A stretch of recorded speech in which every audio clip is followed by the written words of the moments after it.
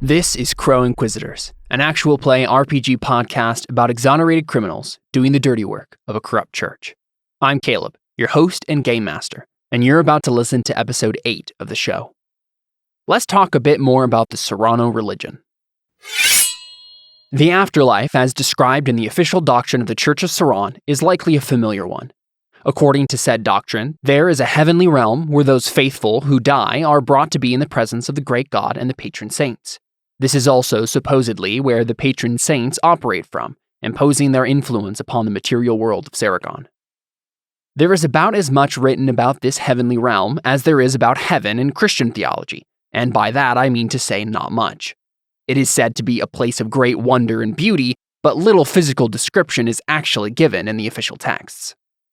There is, of course, a place of great horror and ugliness on the opposite end of the spectrum. As stated earlier in a lore dump, the Serrano religion designates the emptiness of the void of space, the darkness between the stars, as the abyss from which chaos and his demons reign. They descend in the night upon the sleeping world and corrupt and twist the world before the light of Saint Atarian and the general heavenly light of the great God illuminates their wicked deeds. Those who oppose the great God, and particularly the Church of Serran and its teachings, are destined to go to the abyss to be tormented for all eternity. Unlike Christian theology, the Serrano religion does not see Chaos and his minions destined to be tormented in this place as well, but rather see it as their home base. There is a prophesied great battle between good and evil at the end of time, but the details and the final destiny of Chaos and his demons is widely debated. There are many nuances on just who will go to be with God and who will go to the abyss, but the general idea is that those who are faithful to the great God's teachings, given to men through the high priest in the church, will be rewarded, and those who do not will be punished. As we've seen, however, not everyone agrees with the church on the exact nature of morality and righteousness, and that is a theme we'll continue to explore as we play the game. One note before we continue. Trevor couldn't make it for the session, so Sergio is largely absent this episode. He returns next time. So, without further ado, let's hear our characters' beliefs, instincts, and traits, and begin the episode. This is Crow Inquisitors.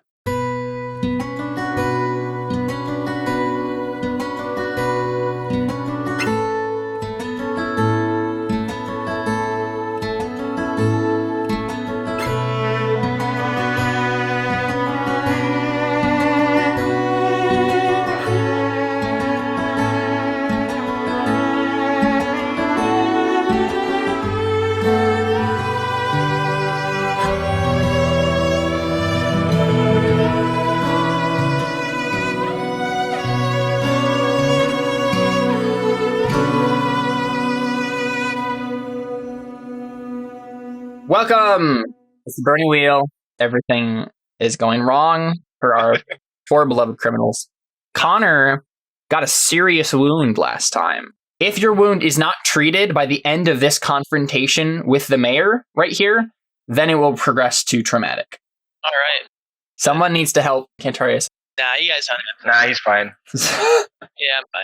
So let's go ahead and go through just real quick through our beliefs, instincts, and stuff so we can get rolling here. I actually want to look at Theo's stuff real quick, though, before we start with probably David. I think we'll start with, just because I have a feeling you got some fate last time because you left early. Oh, yeah. So you did work till increasing your faith, so you can take fate for that. You did try to protect the abbess, so you can take fate for that. And you did try to protect Maddie, so you can take fate for that. I don't think any of your instincts got you into trouble. Never heed danger got you into trouble a little bit. Go ahead and add 4 fate. Okay, so Dylan, want to go ahead and start with you? And the gods have minds above ours and are trusted above all others. I will learn of the heretics' beliefs. Alphonse will pay for what he did to our sister, but he's useful for now. I'll see that he lives to bring us to Frinta's allies. I have been entrusted with a holy task, and I will keep the ruffians assigned to it in line. I will assert myself as the head of the group. Instincts, never go unarmed under any circumstances. If I'm to kill a man, I will do it honorably whenever possible, and never leave a word against the holy god unchallenged. Disciplined, faithful, mark of privilege, tonsured, fearless, and the 3 cultural traits, which are religious, haughty, and gluttonous. Cool. Alphonse, what do you have in store for us this session?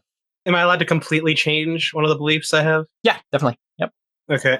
I'm just as good as Dylan, and I'll prove it by using my skills to outshine him. I want to end the papacy, so I will find some way to gain an edge using the heretics. And rough draft, I'm reevaluating myself because Connor may have killed my daughter. What's the first step that you're going to take to do that? I'm going to do something morally good. You want to try to redeem yourself a bit. All right, cool. That's a good belief. So you're doing this because you think that was your daughter, or? I'm thinking that it's possible, and even if she's not, I kind of was the reason I moved to the city. Yeah. Because I cheated. Okay. Yeah. And my instincts are always entertain myself, alcohol, always get the last word, rabble rouser, drunk, mark of privilege, unlucky, telltale teller, rip your wit, and the cultural of haughty, religious, and glamour. Nice. Theo? I have turned my back on Narani and the goal of my wife. I will protect the abbess at all costs. That's the same, not changing. I don't like the gods, but I can use them. I will work towards increasing my faith. That's still true. Mm-hmm. I see Maddie as what my daughter could have been. I'll protect her at all costs. Obviously, you're going to have to change that because she's dead. Yeah. Can I come up with one later? Yep, that's fine. We can just leave it blank for now. Instincts. If someone reminds me of my wife, I will protect them. The abbess. Always judge a book by its cover. Never heed danger. Mark of privilege. Rapier wit. Tasting the lash. Life is death. Believer. And then glory hound. I used glory hound in real life. I was people were asking me why I was doing something crazy. And I was because I'm a glory hound. Then I just did crazy stuff. I was nice. I'm going there. Awesome. It's so accurate to me. It really is. And then you're attractive. Character traits over there. Which is also true. Cantarius, what do you got for beliefs and instinct and stuff? I was spared for a reason, and I will administer my own justice, even to myself. The staff is the key to figuring out what happened to my son. If I break it, maybe the bondage of my son's soul can be broken as well. Mm-hmm. I will always do what's right, no matter what anyone thinks. I'll make sure that there is no needless death. Instinct, if there is a confrontation, I'll make sure the leader decides what to do. Always inventing something and never harm a child. Ooh, you changed your first instinct there. And my first belief. Yeah, I noticed that, but if there's a confrontation, I will make sure the leader decides what to do. That's an interesting deviation on that. That'll be interesting. Rabble rouser, gifted, dreadful, intimidating, blind, religious, foreign blood, haughty, and gluttonous. Nice. Antonius? I want to get my life back, so I'll prove myself by finding the heretics base. Okay. I'm not entirely certain how to word that because I wasn't here for the last session, but apparently we're supposed to be going after a larger group of heretics than the group that we found and rooted out here. Is that the main goal? Not exactly. No. So one thing I actually did wonder from you, Antonius, is so you were knocked out. Or actually, I guess this is a question for the rest of the party. What did you do with Antonius? I know you put him on a horse and brought him with you, but I'm assuming that did you leave him with the guards when you dropped the cultists off at prison? We threw him in a gutter. I mean, last time I remember, he was just kind of slumped over my horse. We went straight for Cantarius, didn't we? Well, no, you dropped off the cultists first, and then you went straight for Cantarius. Oh, okay. Then I guess we probably would have just dropped him off, probably to oversee the prisoners once he woke up. Okay. Yeah, I mean, you proved yourself by finding the heretics base. So we found most, if not all, of the heretics. It sounds like we found them. I think it's just a matter of figuring out who was working with the heretics. And I think Dylan has been strongly implying that the mayor is in on it and he wants to take them down. So I know, that's basically the situation there.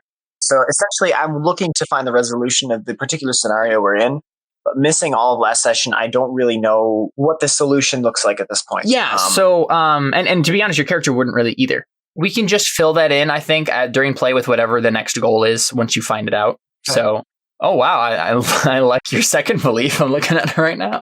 Belief number 2, I blame Cantarius for Maddie's death and I want him to be punished. Therefore, I will find an excuse to get him into trouble. I'm on the floor bleeding. I don't know that. Well, he's probably going to let you die. Last I knew, I saw a big flurry of nuns and then I was completely out. Belief number 3. I don't want to be a horrible person, therefore I will rein in the bloodthirsty impulses of the other members of the party. Again, this will take shape depending on what happens. What actually goes down this session. Yeah.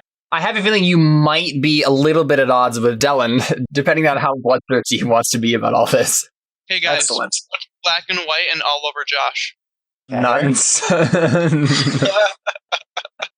That was a pretty good non sequitur. Good job, Connor. Instincts. If I see something broken, I must fix it. I always believe I'm right, and I always have a knife on me. My character traits, I'm broken in, ambitious, cynical. Yeah, I'm a made man, I have hand-eye coordination, and I am unlucky. Mm-hmm. Can we upgrade that to extremely unlucky? So we get 2 fate points for it each time. No, you can't. All right, so I think we go ahead and open up on Antonius's eye opening. We have like this shot that just kind of zooms in on Antonius's face, and then his eye pops open. Antonius, you're in the middle of the prison, not in a cell, but like to the side on like some cot that the guards set aside for you. You can hear a couple muffled voices. Well, musty air, dank dungeon, visible cells, hard cot. Adrenaline's up, and I don't like this situation. Yep. You've been in this situation way too many times. Yeah, on hindsight, maybe leaving him in a prison. Probably was. Yeah, but I mean, since when has this group exercised much foresight? You're not in the wrong side of the bars. Like, yep. You should figure that out pretty quick. Yeah, I would have probably come after you. So yeah, I think if we're in Antonius's head, he probably like right at first he's like, I know this. Oh no, and then he's like, no, I'm in a cell, and then he goes up and he's like, oh, okay. Okay, I know this place. Which of the running through in my head, a couple of prisons I've been in, a couple of jails I've been transferred through. Which one is it? Which how do I escape? Yep. And then I look around and I realize, oh wait a second, stairs are right there. Cells are on the other side of the bars. This is an unusual situation for me. And you see 2 guards at a table playing some dice. How much in pain am I? I mean, you don't actually have a wound, so you're probably feeling pretty fine. You've sort of been smothered by nuns. Yeah. Probably just have a headache. Okay. Well, I'm gonna ask one of the guards what happened. Yeah, he kind of looks over. He's like, "Oh, the guy's awake. What was your name again? I don't really remember." Antonius. Right, Antonius. You're the blacksmith, right? Oh, okay. So your leader, what was it? The Holy Knight? Yeah, he was telling me. He told me that they went to. Well, okay. First, he told me that the blacksmith's family died. I don't know if that means anything to you. What happened? The blacksmith's family died. I think it was Let's see. It was the. He died too, didn't he? Yeah, he did. And the blacksmith died. Yeah. And let's see. It was the. How did the blacksmith die? There's a green smoke thing. I don't know. That he just said green smoke. Girl, is she alive? No. Blacksmith's family. I think it included all of the family members. I think. So yeah, the whole Knob family's dead. Sure about that? I mean, that's what the Holy Knight told me, and I'm not going to question the word of a Holy Knight. Where is he? The Holy Knight? Yes. Yeah. So they went. They told me that they went after Cantarius because he was trying to kill someone, or he was doing something bad. I don't know. Like they found him. They found him in front of the mayor's compound. So they told you if you woke up to go there. I'm just going to run up. I'm just going to run out the stairs and up and out. I'm done with this guy. All right. Antonius comes stomping up the stairs and out of the prison. I would assume prison's sunk into the ground. Typical. Mm-hmm. I'm going to get my bearings in town. Do I know generally where the mayor's complex might be? I mean, you could have asked the guy, the guard. Did I think about that? No. Would I have thought about that? No. Do you think about it now? Now, looking around, I'm going to look for tall buildings. Okay, so you're in like the northern section. I think you come out facing south. Yeah. To your right, you see this big hill over here. And that's the thing that stands out to you the most. I mean, it's a big hill. There are fancy houses on top. Okay. I would assume, are the guards standing outside or near the prison at all? Yeah, there's like one guy. There's one guy smoking a pipe, and who's a guard who's kind of like off to the side against the wall. You're going to ask the guard, which way to the mayor's residence? He doesn't even answer. He just kind of like points towards that hill. Toward the hill? Yeah. Up on the hill? Yep. So, okay, I think at that point we cut away. And I think we're going to go to Theo real quick. Is he just sleeping? I was, yeah. But okay. When something happens, I'll wake up, though. Yeah, so I think you wake up in a cold sweat. And the face of your wife is over you, screaming at you silently. So her mouth is agape, like with a scream, but there's no sound coming out. Make a seal test for me. That's kind of freaky. Okay. Very nice. Even with your wound, you succeed. So it probably disturbs you, but you don't like freak out or anything. Once like the ghost has like gotten your attention, she kind of like leans in really close to your face and says, "You've messed up." And it's the voice of the goddess. "I've told you to kill people because they needed to be killed. Now kill the abyss." And she's still just kind of staring at you, waiting for your reply. Can I ask her why? What's wrong with the abyss? Like, and then she kind of like hesitates. Like she doesn't just want to give away information to you because, I mean, she's a goddess. That's not what they're supposed to be cryptic. They're supposed to, that kind of stuff. I think she's mad that I'm like, I almost like am in love with the abyss. And like originally my wife was dead. So it's like, she was like, "Oh, remember how I told you she tried to seduce me?" And I was like, "No, I'm not in love with you." And I feel like since like my wife was already dead, she's like, "Oh, this is my chance."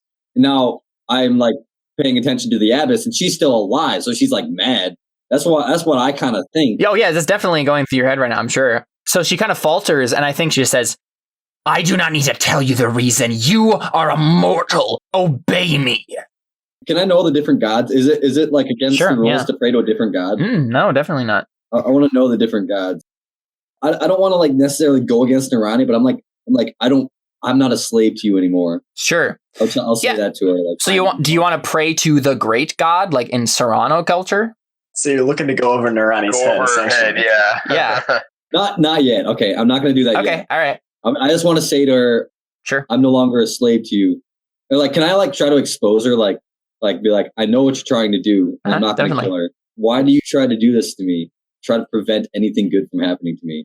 You can't even look past yourself to see the bigger picture. I am giving you a mission. I am giving you a purpose. I am giving you something that will change the fate of history. And you think that I am jealous of an abyss? You really think that? And I think the ghost like turns away like flippantly. Wait. And then just goes through the wall. Why do you want to kill the abyss? She's a loyal servant to you, to all the gods. Is she? And then you don't hear her voice again. Okay, maybe there's something, but I don't know. But I'm just kind of like putting it in the back of my mind. Like, okay. Oh man. If Caleb does that, she's actually really evil or something. And then like I'm like, that'll be great. Like I get really close to her, and then right before, like I'm like, "I love you." She like turns out to be like, "I fooled you all." I mean, the last person she told me to murder died like 5 minutes later of natural causes. So she's clearly got some weird stuff going on. It's either between her jealousy or there's something that I don't know about. I'm just going to see what happens. So I'm keeping it in the back of my mind. Okay. So you just go to sleep at that point? Or I kind of don't want to go back to sleep now. So you maybe just like wander the Abbey? Yeah. You need to find the abyss. Okay. If this was a novel, we would just kind of get that thought from Theo. I need to find the abyss. And then like we would just kind of cut there. And then you're walking off down the hallway. We cut back over to Dylan and Alphonse and Catarius and Sergio. And they're facing off against the mayor, his guards, and Lirin, the master of the house. He gave you that ultimatum. You're intruding on my property. Leave now or I will arrest every one of you. Dylan laughs. He's like, you tried that already. It's like, now that your men know you're a heretic, I don't think it's going to work as well. And then he nods to the guards and he's like, arrest the two of them. I don't know if those guards were with the group. I mean, I kind of assumed that he would send the guards that he's familiar with. The guards that are here right now are the mayor's private guards. So, but you can totally make a persuasion roll. Absolutely. Right, yeah. But yeah, Jared should make that roll. I just want to help. Jared, you do a thing. No, Dylan, you're the one making the roll. Unless Alphonse wants to take control of the situation and do it instead, this is your show. I mean, come on, I'd totally do it anyway. If you would, then that's fine. Like, I'm just saying, like, it sounds to me like that is Dylan very specifically making a suasion roll to try to say, hey, he's a heretic, arrest him or you're all going to burn in hell. Well, as long as David wants me to, I put in front of him when I take the stage. I'm fine with that. I mean, It's kind of what we've done every other time anyways. Sure, that's fine. I just want to see it narratively, so. Yeah. So yeah, David starts to give this big speech. I just like shoulder in front of him. I'm like, gods, arrest this man, for he is the head of all the heretics within this city. All of the problems that have been caused are his doing. What kind of roll is this? I'm assuming you're trying to do a persuasion? Yes. What is in it for these guards? What will they gain? For one, they won't have to deal with we don't have to kill them all. And they won't have to fight us. And then even if they do, then they won't be murdered later for killing us. Mm-hmm. So, yeah. Sure. So what's the ab kill? Let's make it op 8. These are his private guards. You've given them actually no reason to believe that he's a heretic. I mean, other than the fact that I'm a holy knight. And yes, but in canon, these guys aren't the most religious people in the world. They're like mercenaries, basically. Right. So that's. I mean, like, they might not care that I'm a holy knight, but the church cares, and then they're going to care if the church cares. They're also outnumbering you by a bit, so they're like, we don't have to. What are you talking about? We can just kill you all. True. Like, I mean, as long as they're okay with murder. They could just but they could kill you all and then just dump you in the ocean. Like, I fork in bullcrap, falsehood, tall tale. What's the tall tale you're telling? I don't really see a tall tale. I mean, I said that he's behind everything, and he's the head honcho of all heretics. Okay. I don't know any of this at all. We could also bring up the fact that he just sent soldiers to arrest us, and we explained to them that their immortal souls were in danger and that they caved. Not that there's any proof of that, but it's a thing. It's also not even a tall story. It's true. So I definitely think this is the moment where Sergio kind of speaks up and he's like, Dellen, Alphonse, we do not need to escalate right now. We can leave and we can come back at a later date when we have more evidence. And that's specifically like what Trevor kind of explained that he would do. So yeah, I saw that. Can I fork in Connor's intimidation? No.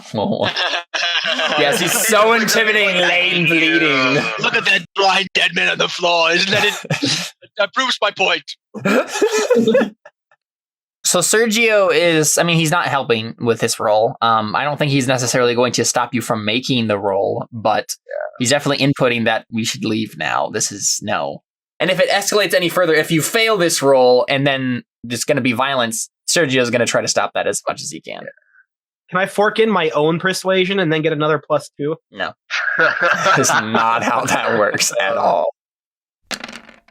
Crap. Wow. That's a bad color. You got 2 6s, though. You can do it. 6s. You can do it. Oh my goodness. Nice. Boxcars, son. Go ahead and roll those again, man. Let's see how high this thing is. Wow. Do one more. It's a lot more symbols to type. Nice, dude. So we have successes of 9 so far. Oh my gosh. Successes of 10. We just turn around and shank both of them until they die.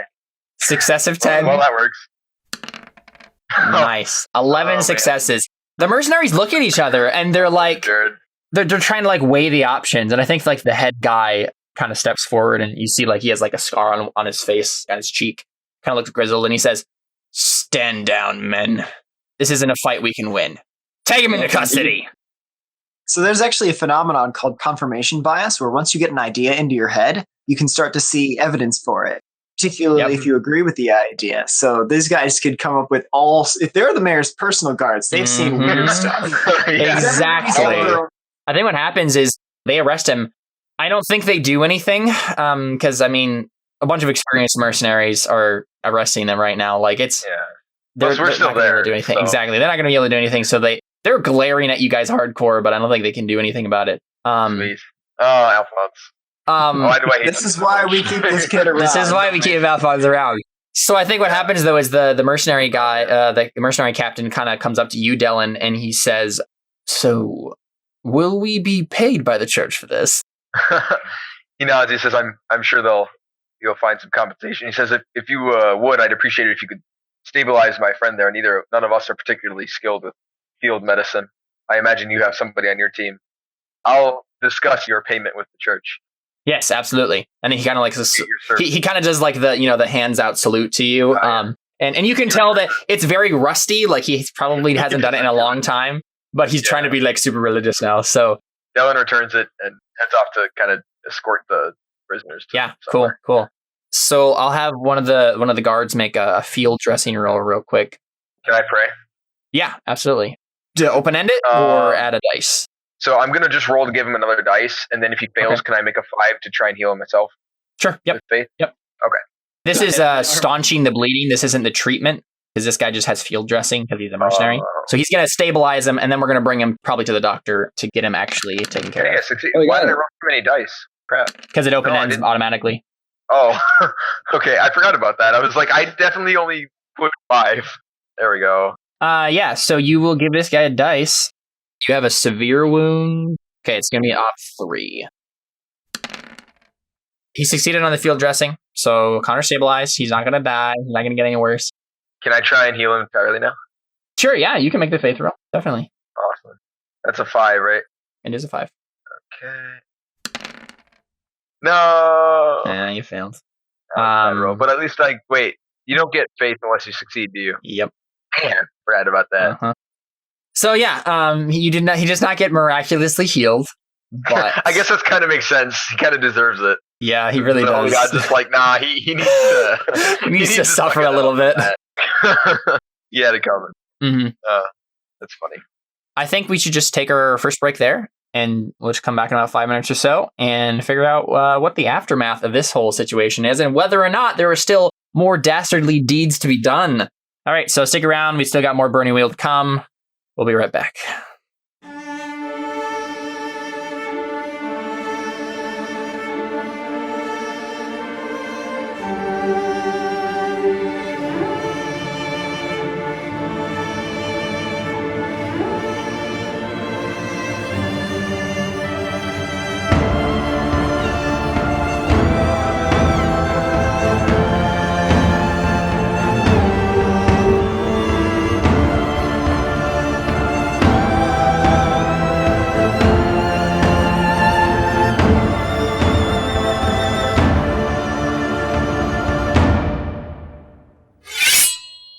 Magic is pervasive in the world of Saragon, with the presence of users of the 9 disciplines and those who have a direct connection to a steward.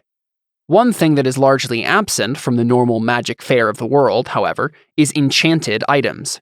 The practice of enchanting weapons, armor, and other items with magical properties is notably non-existent in our setting, though mythologies typically do have some accounts of these types of items.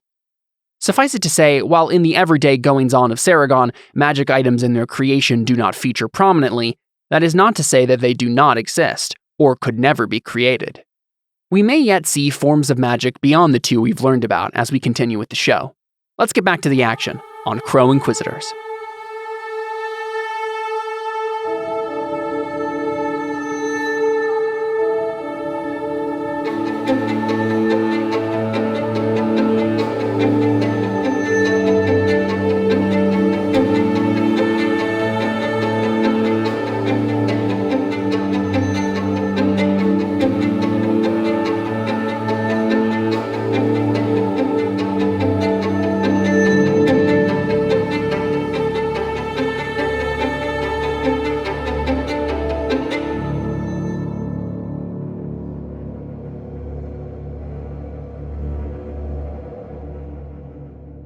We're back. The Burning Wheel. Crazy things are happening. I think what we kind of open up with is Sergio's disgruntled face as he kind of sees the mayor and his lackey being let off and being arrested. Sergio doesn't say anything because he's like, oh, well, I mean, I guess it ended in bloodshed and we'll figure it out, I guess. See if he's actually guilty of this. But he's looking at you, Dallin, like, should have listened to me. He looks at Sergio and he's like, justice doesn't bend to the whim of criminals. We don't wait for them on their beck and call. And he just kind of goes to walk out and he's like, this is how you do justice. If I didn't do my job, you wouldn't have a job. And I'm sure Trevor would have something to say there, but yeah, I think at this point Sergio just kind of leaves it. Yeah, well, I figured he kind of just walks away just so he doesn't have to worry about what he says. That's the way to win an argument. Just leave. Now, if I got run over by nuns last time, we need to come up with something better for Sergio to get run over by this time. He gets run over by, man, we don't have anything that's more pitiful than that. I don't know. Snails might be. Oh, I guess. I'm pretty sad. Probably holes. Yeah. Holes, right? Like more pitiful. Green. Okay, where were we, Caleb? I think what we were doing is Antonius walks into this whole situation. Dellin kind of walked out of the compound So I think you see him probably first. ran into you. Yeah. So I'm going to walk straight up to Dylan. I'm going to be like, dude, what happened? Last thing I remember is a whole bunch of nuns suddenly charging at me. I hit my head and everything went black. Kind of goes like, oh, that's how that happened. Probably didn't notice what was going on when you got knocked out. He's like, well, unfortunately, the young girl and her parents succumbed to the green smoke, but everyone else made it out all right. Are they dead? Yeah, yes, as far as I know. Where's Cantarius? As I was about to say, he kind of took off, came over to the compound here, and by the time we got here, he was lying in a pool of his own blood, and we had other bigger problems in the steward over there. I don't know if the steward is still here. Says, no, not quite. The guards are patching him up. He gives you kind of a look at saying excellent, like,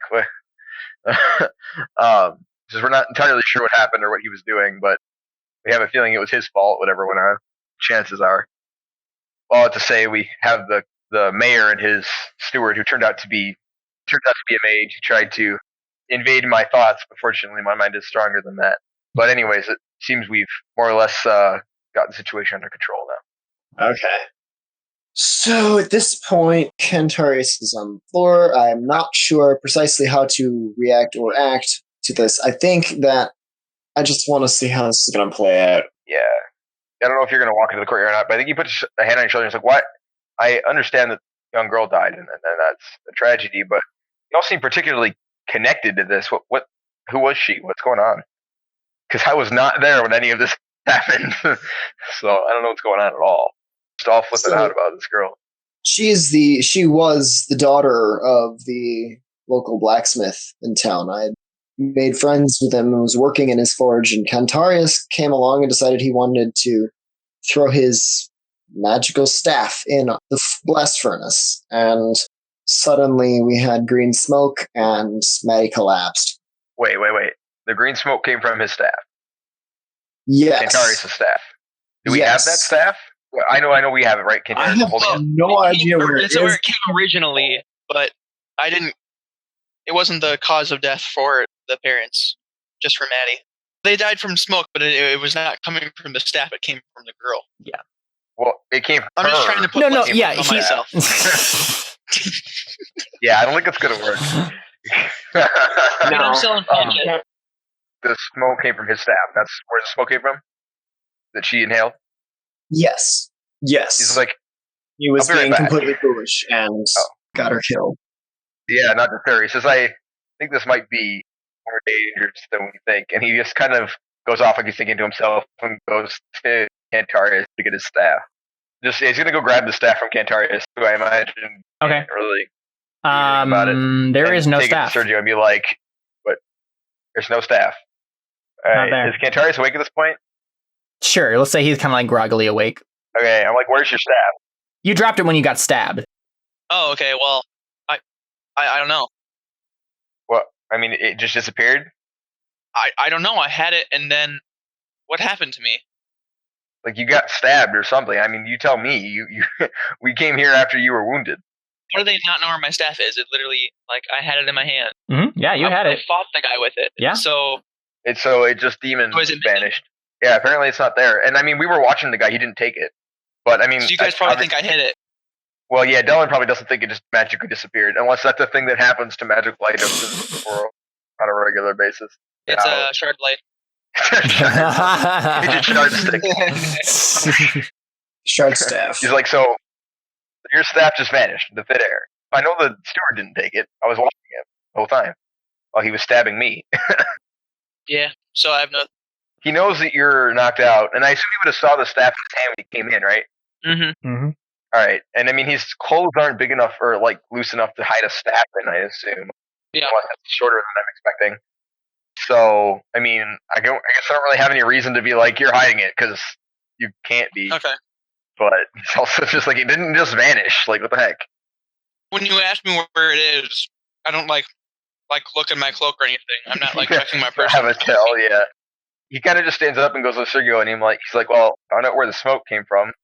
I don't know how much of this conversation we want to have now. It's not here. But I mean, it's just a simple, oh, okay, like, now we know. I mean, there's nothing else you can like, speculate it's from from a staff, but apparently the staff magically disappeared, so I don't know if that sheds any light onto what's going on. I mean, it wasn't a mirror, so there's that at least. But cool beans. All right. Well, in that case, we'll just go probably to Frinta get this show on the road. Okay. Let's just kind of like skip forward a bit for you guys.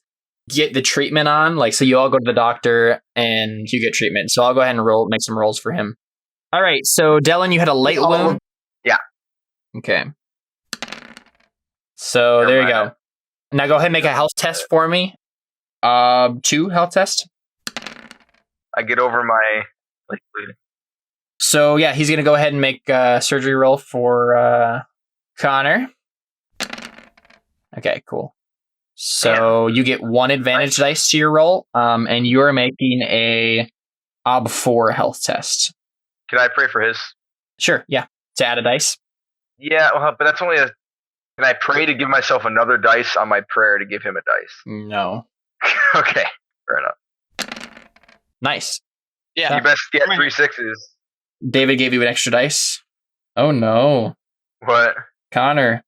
I would spend Artha on this because if the treatment fails, the character heals in the full length of time required, but only recovers half of the dice lost. The remaining dice are permanently subtracted from the appropriate stat. You have any persona I don't points? have Artha. I don't have any persona. Oh man. Oh dear. Yeah, that's not great. Yay. Nice. Awesome. Woo, that was close. Yay. So this is how long you're gonna take to heal from this. Thanks for praying, guys. Oh, this is gonna be bad. 3 months. Oh, Why? Wow. Well, screw that noise. Yep. I off myself. No. because this isn't Pathfinder. That's why. It's okay. I'll just make a 5 difficulty prayer till in advance my prayer, and you get healed. Great. Yeah, there we go. Well, I'm making hearing tests every day so I can hear you. So just make sure you do it in a different room. We'll do great. Oh, So in 1.5 months, you'll recover 1 more dice. Uh, In 3 months, you recover the last dice. So you have a midi wound, Adam, that you're still healing from. That's going to take 5 weeks. White Shade Lightning Bolt didn't kill him. Well, it wasn't supposed to kill him. Survive from lightning bolts. It wasn't supposed to kill him. So I think we cut over back to Theo, wandering the halls of the Abbey. So you're trying to find the abbess specifically? You're trying to find where she is? Yeah. I have a feeling that there are some nuns that are probably still awake at this point, so you could probably just ask them where her room is. They guide you to, I think they tell you where it is. So do you want to just like knock on the door when you get there, or? Yeah. Okay. There's no answer. I'm just like, she's in danger. I break down the door. Like, oh, sorry. Well, try and look for you guys. Yeah. You know that they were going to take the cultists back to the prison, so you could just head there and then start from there if you can't find them. But I mean, that's where they are. So Can I like tell someone like, I don't want like the abbess to leave if she's there, because then like if she goes off by herself and we are all like somewhere else, she could get like kidnapped or something. I don't know.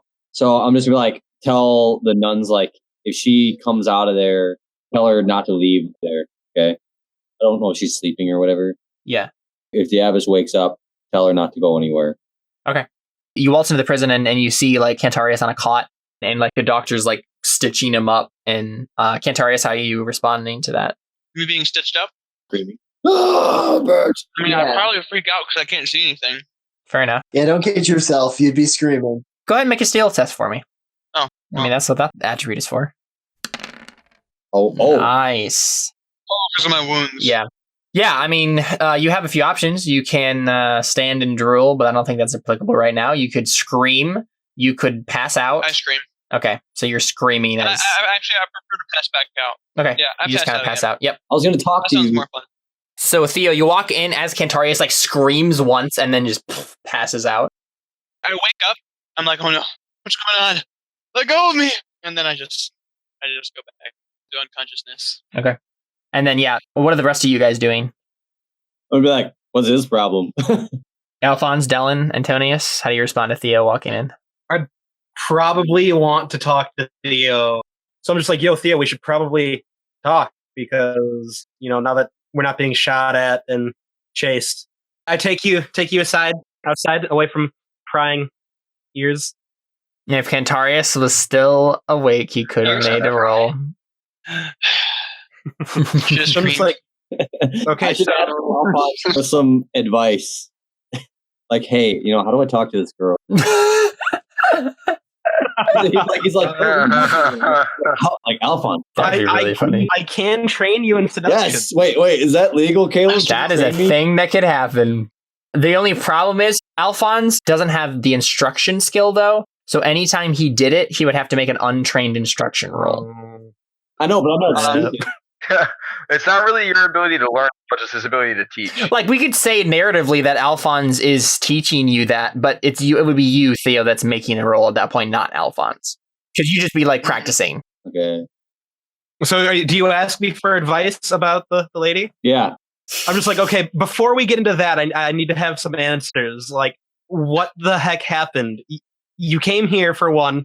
You got struck by lightning. Then you said you were going to kill the abbess. Now you're in love with the abbess. What the heck is going on? Did he ever say it out loud that he was going to kill the abbess? He kind of suspected that. He knew that there was something up, and because he knows that I kind of kill people, right? He kind of observed that. Okay, all right, that's fine. Alphonse, it's over. I gave up. Breaking up. No, not like that. Alphonse, I'm no longer a prisoner to the Narani. Wait, I'm what? Who's Narani? Narani? I had to choose between killing the abbess to save my wife, or save the abbess and give up my wife. And I chose give up my wife. And so I no longer am a slave to the goddess of marriage, Narani. See, Alphonse has absolutely no context for any of what you just said. What? So what you're saying is there's a god talking to you and telling you to kill people to bring your wife back to life. Alphonse, the reason I was killing people is because the goddess told me to. And if I followed her bidding, then I got my wife back, who died. Can I roll a perception check or whatever to see if I believe him? Yeah, Theo can make a persuasion. Yeah, against your will. That would be what that is. So you want to go ahead and do that? I'm going to roll faith, do open-ended. Right? Okay, yeah, definitely. Yep. So that's op 1 for you. Yay. Okay. Mark that routine test, my friend. Okay. Now that's... Whatever 6s you roll, you can automatically roll them again for the persuasion test. Luckily, Alphonse's will is, I believe, is only 3. Yeah, so... Mm-hmm. Alphonse is really good at persuading people, but I think he's kind of good at being persuaded of things as well. Yay. He believes me. Okay. Even with your wounds. Nice. He's like, wow, that's really cool. I don't know. What are you going to say, Alphonse? I'm like, can I talk to her? Wait, who? Narani. The ghost of your wife appears right in between you two, and she kind of like takes your face, and this is immaterial, so that you can't feel this. But she kind of like takes your face and then kind of like leans in and like whispers in your ear. Maybe I found a new follower. Wait, to me or she does that to me? No, to Theo. Oh, to Theo. Okay. Talking about Alphonse? Somehow I don't think the patron god of marriage is going to get along with Alphonse very well. Well, I mean, we found out that at this point that the god, she's a goddess. She can do whatever she wants. Yeah, but she hasn't been very marriage. She hasn't been very marriage-like. She hasn't been making him kill people. She really hasn't been. That's true. Anyway, like, well, and half of marriage is divorce anyway. So Alphonse, she appears to me in the ghost. Well, wow, not a lie. No, it's not her. So you can't see her. You can talk to Narani, but you can't see her like I can. It's kind of a curse. Oh, it's a blessing and a curse. Where is she? Like standing here now, or she's standing right in front of you? I'm like, hi. I'm gonna roll a seduction roll. You probably have to roll like I don't know. I mean, it's like a prayer. Caleb, I'm seducing a goddess. Let's go. I mean, sure. It's going to be really hard. Shut up. Caleb, if I try to seduce a goddess, would I get like a modifier because she already likes me, or like a less ob? If you try to seduce the goddess? Does she like you anymore? Yeah, I mean, it would be pretty difficult. Like if I don't have a motive for her, then she's like totally against me. But I feel like if I tried to like... If you fictionally positioned yourself so that like that would make sense, like if you set yourself up to make that role, with advantage, then yeah. I'm not going to try it. I just yeah. So I think the ob is going to be 9, Alphonse. If I fork in my persuasion, wait, can I help him? Can I do a faith roll? to help him. Sure. I mean, I don't know why in the I world. don't know why you would narratively. Well, okay, so the faith roll would literally be praying to the goddess and like petitioning her on his behalf. Kind of like, hey, he's a pretty... Literally, that's what it would be. Why So- would you do that? Well, okay, so I think Theo is like, hey, this goddess has been hitting on me. Maybe I can just like slide her off onto Jared, and maybe she'll focus on Jared. I think it's like several Or reasons like Alphonse. that, and also like, well, if she doesn't necessarily like me because I like someone else, so she's kind of like mad at me. But if I get her to like the group, like someone in the group, then she kind of like Why favors our not? group. So if she likes This is Alphonse, comedy then gold. Alphonse like, and then Alphonse Yeah. prays for something good for the group, she'll kind of be like, okay, I like you, Alphonse, so I'm gonna help you out. Okay, They're so like- yeah, go ahead and make that faith roll. If So you you guys just step into the other room, they're outside. Yeah. Is this an odd one? waiting there along Which with is probably Kintari. To what open end it, outside. yeah, an odd one. You succeed on Can that. I walk in on Alphonse trying to flirt with the thing that I can't see? Absolutely. But we'll let him make his roll first. But yeah, Okay. So I'm almost like teaching him how to pray. He's like, Yeah, and then it'll be really interesting. he's like, hey, No, like not. use these right words. Like when you're praying to the goddess, she kind of likes it when you say this kind of stuff. And then Alphonse is like praying and like trying to seduce the goddess. This is so funny. it's not gonna work, but it's funny. Alphonse, what is your intent? Right now, I kind of want her to, take her Favorite. focus off of Theo because he's kind of been through a lot. Okay. And I also want to try and do good stuff. Like, kind of like Theo. Well, if he has the favor of the gods, it's a good thing no matter what. I don't know. I feel like it would act like a trait or something. If Alphonse like actually legitimately became a devoted follower of Narani, one of the traits that we could vote to put on his character sheet is faithful. And then he would get faith as an attribute, just like you and David have. That is an It's a option. good start at 1. No, I would ask No, you I the think same it opens. questions. I would ask you the same questions everybody else did. I mean, and- like, I still open with 6, technically, but Since my persuasion is 7, when I fork it into seduction, I get a +2. you right? get 2 modifiers. Yep. I don't know why I didn't use this routine thing all the Okay. time. Because it adds like So, Uh-huh. so I get +6 to my. So I have 12 dice to work with. What? let's go. Really? Yeah. Oh, I forgot you had 2 6 for seduction. persuasion. Yeah. Yeah. Awesome. Okay, so yeah, Okay. those automatically And, open ends. So Does a persona? What is it adds a I dice. don't wanna why do you wanna persona percent adds a 1 persona? dice. Yeah. It doesn't only work. 1 man. dice? 1 for Excellent. one. Why This would is you spend 1 dice persona per on point. this? And I get 1 for Theo's roll, right? No, that open ends. So any 6s that you get will automatically be rerolled. You don't have to spend a fate, basically. But you can still spend a fate to reroll 1 failed Oh, dice. yeah, to reroll. So that is an advantage for you, definitely. After this, I want to try how he's teaching me to seduce someone. I want to like try and like seduce just a random nun that's in there, like practice, like oh, so I'm gonna go up and be like, I know it's gonna be hard, but if Alphonse like helps me out, like, Oh my goodness. Horrible. So you're gonna try So amusing. to seduce Dylan the finds abbess out you're- by. I'm not. No, I don't want to try the abbess because if I fail, it's just gonna be embarrassing. Yeah, but you're gonna practice on her friends. So if I practice on someone else, then I'd be like, Yeah, no, but you need to practice on anybody but her friend. So Alphonse, what do you got for your final dice? So my final modifiers are 7 because I'm going to use a persona. Okay.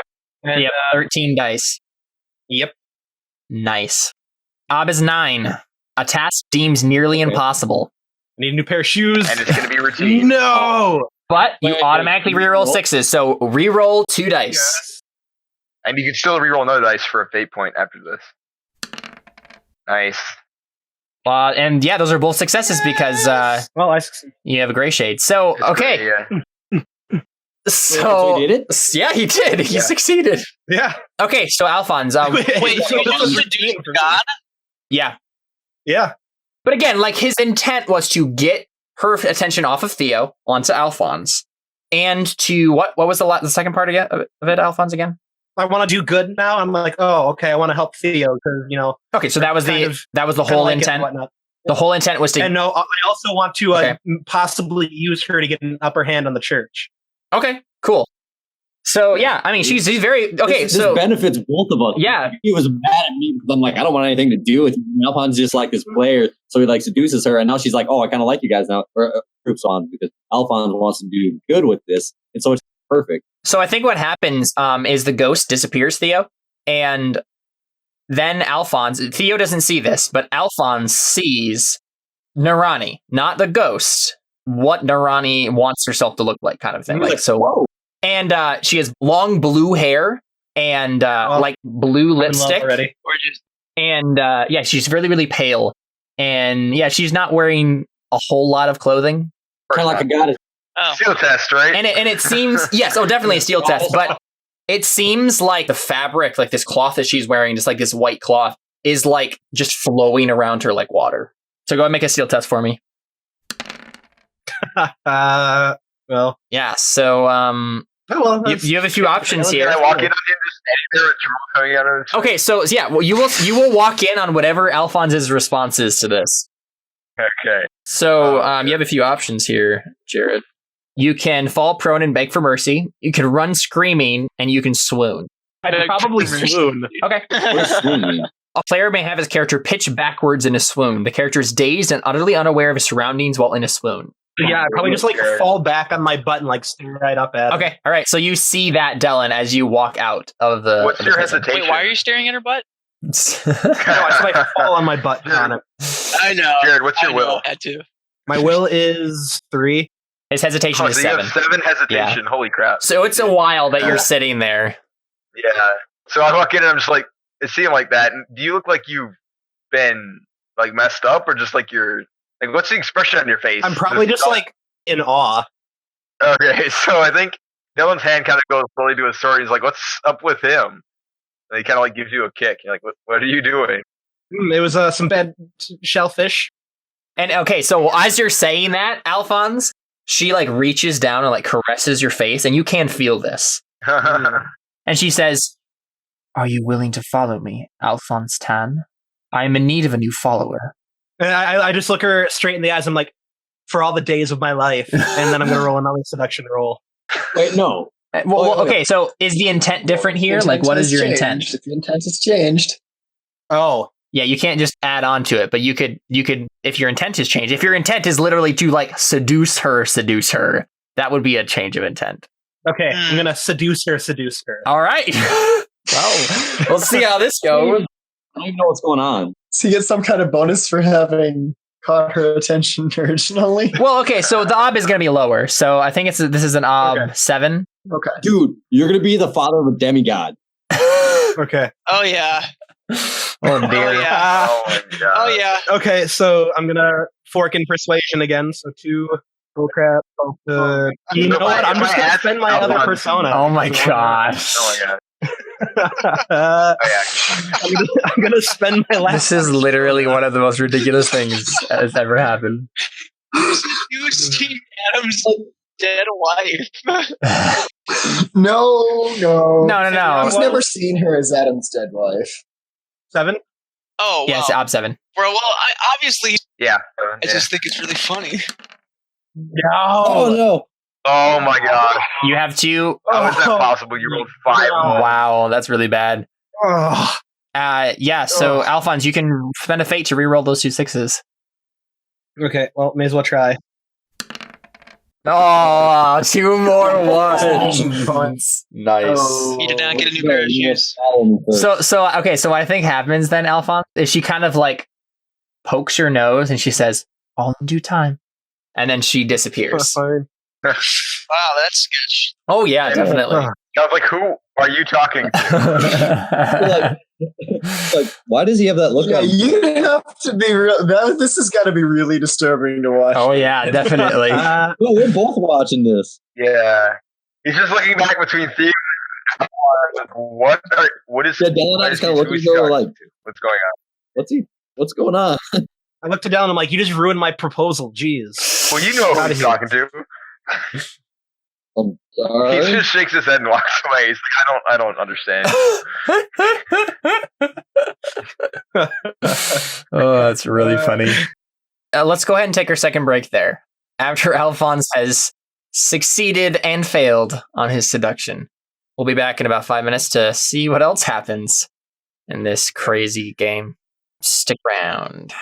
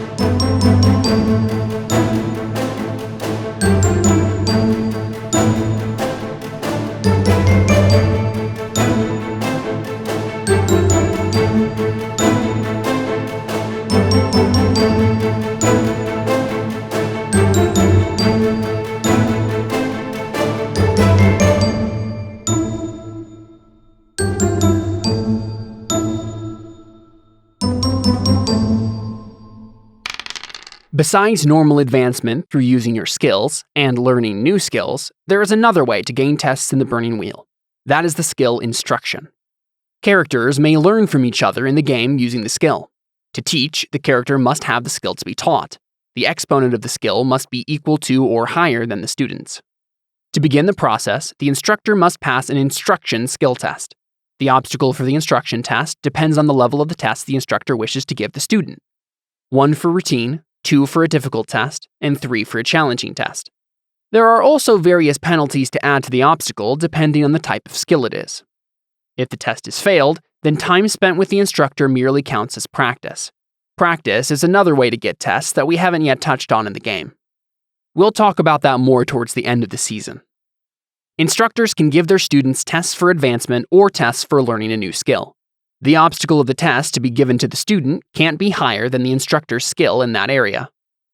Students don't roll in this process. They accept instruction and either note the test for advancement or note the practice time. The time for each instruction test is days equal to 10 minus the instructor's will, plus 10 minus the student's will, plus the obstacle of the test on offer. After the required time, the student earns a test for advancement. Instruction eats up all the character's free time. He may not practice other skills during that time. That's enough from the rulebook. Let's get back to the action on Crow Inquisitors.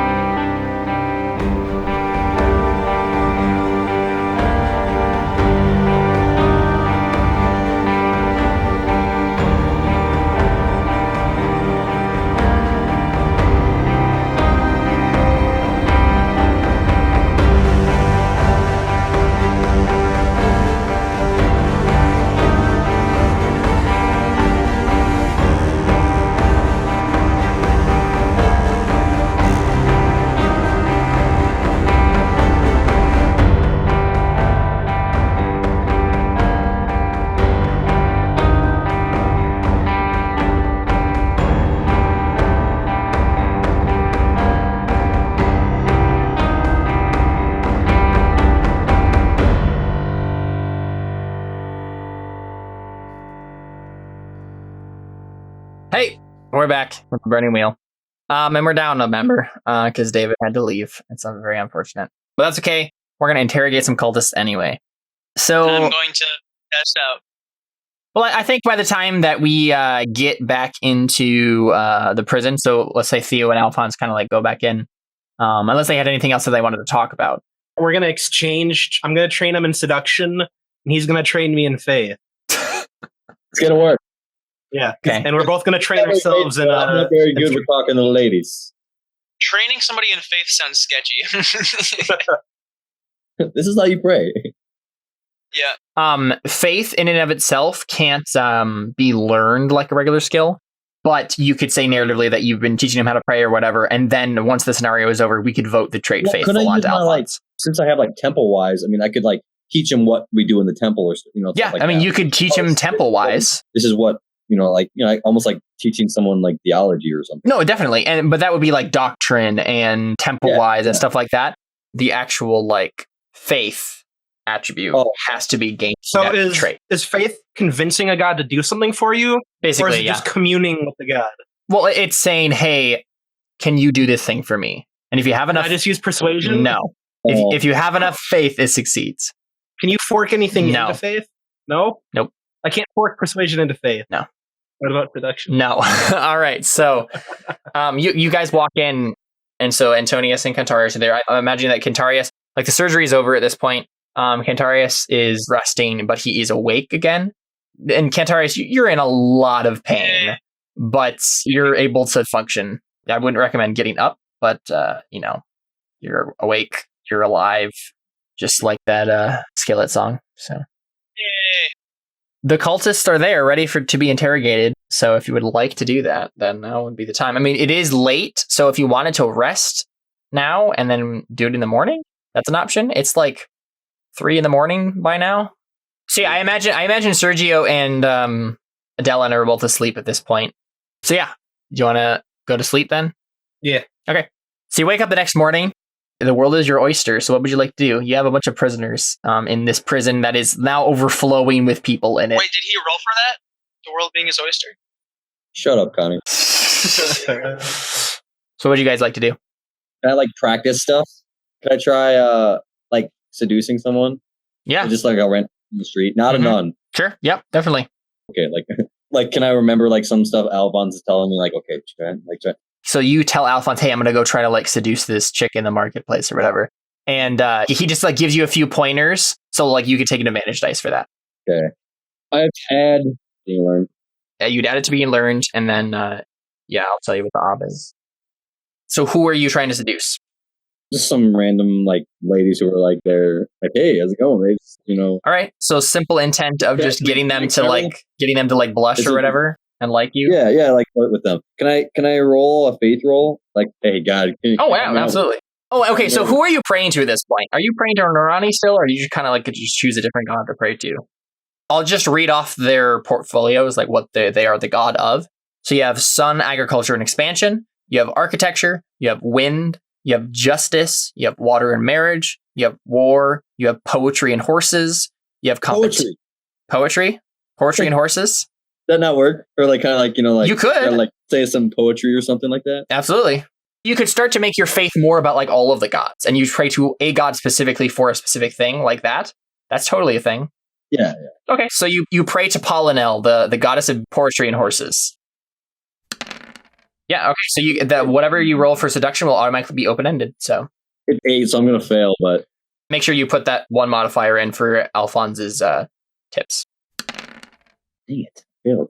Wow, man, that was bad roll. I would think they kind of like look at me weird and just kind of like hurry on away, like kind of like. Well, I'm wondering what you did wrong though. Like, what did you do wrong to? Hey, ladies, that's a nice horse. I like the tail thingy. Okay, so you just kind of like got flustered and just lost like, it. Said something stupid. You like horses? I like that like hair thingy that got on the back. And so we cut away and we see Polynel, the goddess you pray to, like just face palming. Do I still get a try for that, or being learned, or no? You get a routine for faith, and yes, you get to fill in one of those bubbles for seduction. I only need one more routine faith to go up on. Alphonse just looks at me and just like smiles like he's a young rookie. I think we cut to Antonius and Cantarius. Cantarius, I think you probably stayed overnight in the prison just because they didn't really want to move you with your wound. We cut to Antonius as he's waking up for the day. So what is Antonius doing? I think at this point I'm upset that my friend has died and that his daughter died and that this is Cantarius' fault. I'm back at the inn where we have been staying, correct? Mm-hmm. I think I'm going to head out to the blacksmith shop and see if I can finish some of the projects that August had going, just to do something, I guess. Okay. Mainly because I'm frustrated. Things haven't really been moving, and nobody's really bothered to explain to me that you caught heretics. Mm-hmm. Nobody's really bothered to explain to me any of this. Mm-hmm. I got a brief explanation that the mayor was in custody, but that seemed to be something Dylan was handling. And Sergio, who I don't know that I actually met Sergio for very long. Not for very long, no. At this point, as a player, I'm super confused as to how I might proceed, because I don't want a metagame. No, my character really wouldn't know anything about what else has been.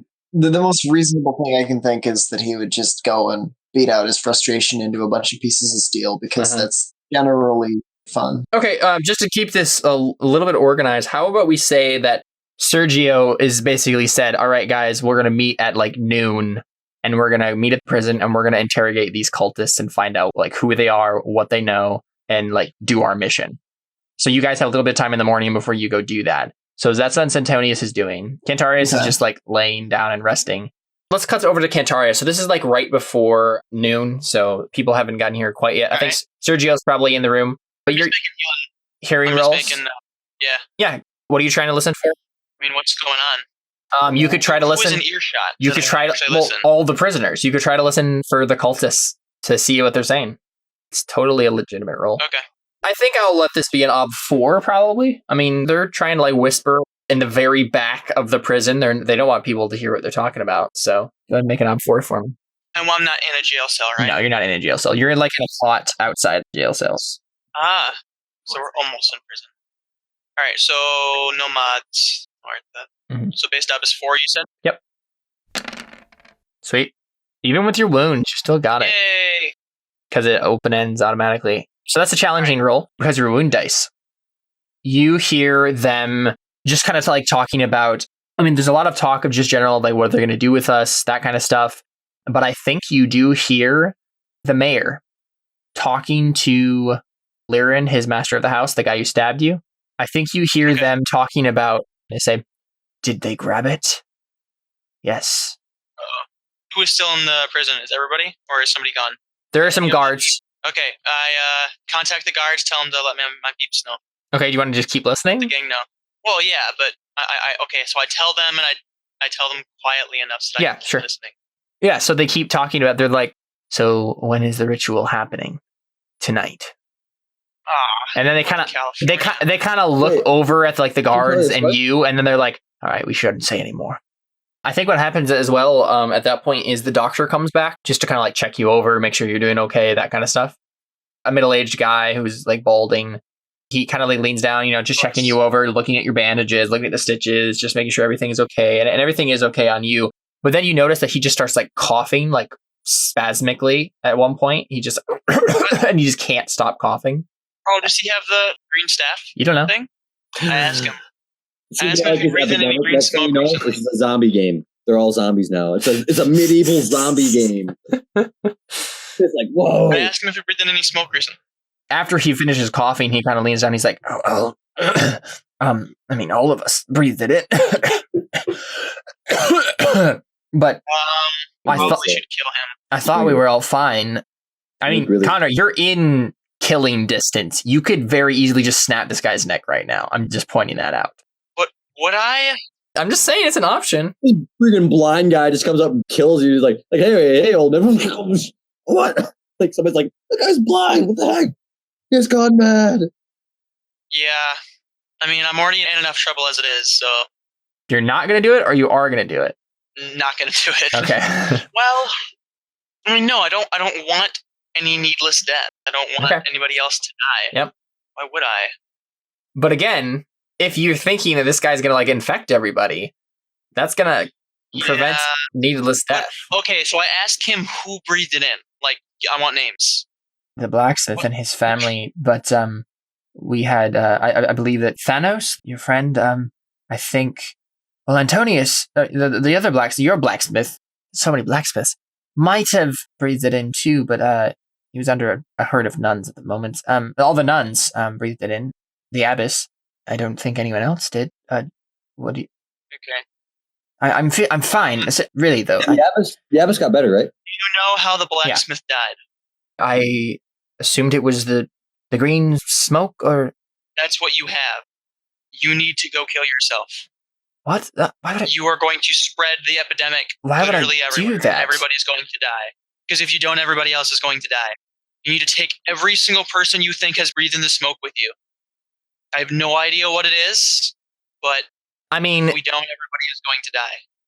That's a persuasion roll or an ugly truth roll or something like that's. Hey, go kill yourself. Yeah, that's ugly truth. Like, that was such a mean thing to say. So start learning ugly truth, my friend. Oh boy. Well. So the skill ugly truth is the singular ability to strip a situation or argument to its bare naked core. I'm assuming it's will, correct? Oh, no. Skill's perception, actually. Huh. Interesting. That's actually better for you. So I'm trying to think, which one of these do you think this would be? Stating the obvious worst possible outcome, ugly truth about family, ugly truth about your friends, ugly truth about a complex political situation, or ugly truth about a nuanced or delicate situation? Probably that. Okay, so that's ob 5. So that's going to double 10. That's great.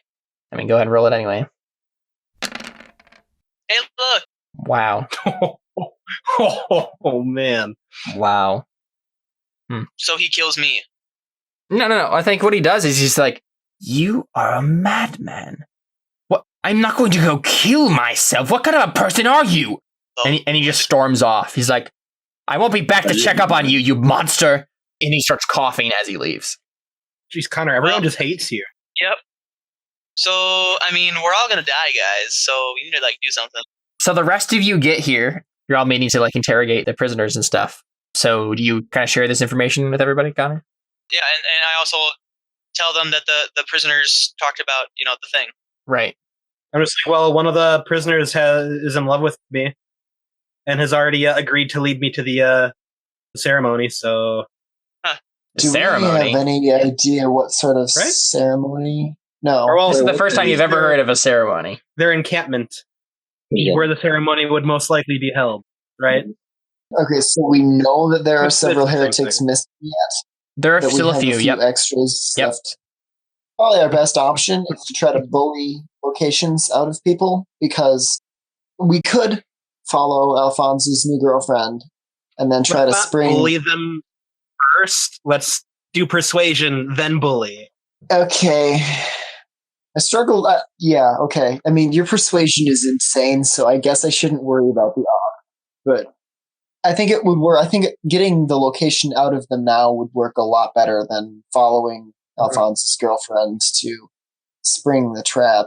Yeah. Considering we have two of our good fighters are not here, and other good fighters out of. Well, That's they're just here, the backup but plan in case we roll all of the bad rolls. I'm a fighter. Well, yeah, that's true. I mean, I guess I haven't seen you fight much because you've been too busy praying to gods and getting struck by lightning. And being struck by lightning. Yeah, I haven't really been in an option to fight though. I tried, that arrow thing. They were shooting arrows at me. I can't brawl with arrows firing at me. And other than that, that was the only thing. We haven't been in any fighting situations. So how many heretics do we have in jail? 20-ish. Oh my gosh, we take them all into separate rooms and I make 20 persuasion rolls. You just make And one. then I level up 3 times. No. Yeah, But Jared, the No. second important question is how many of the heretics are women?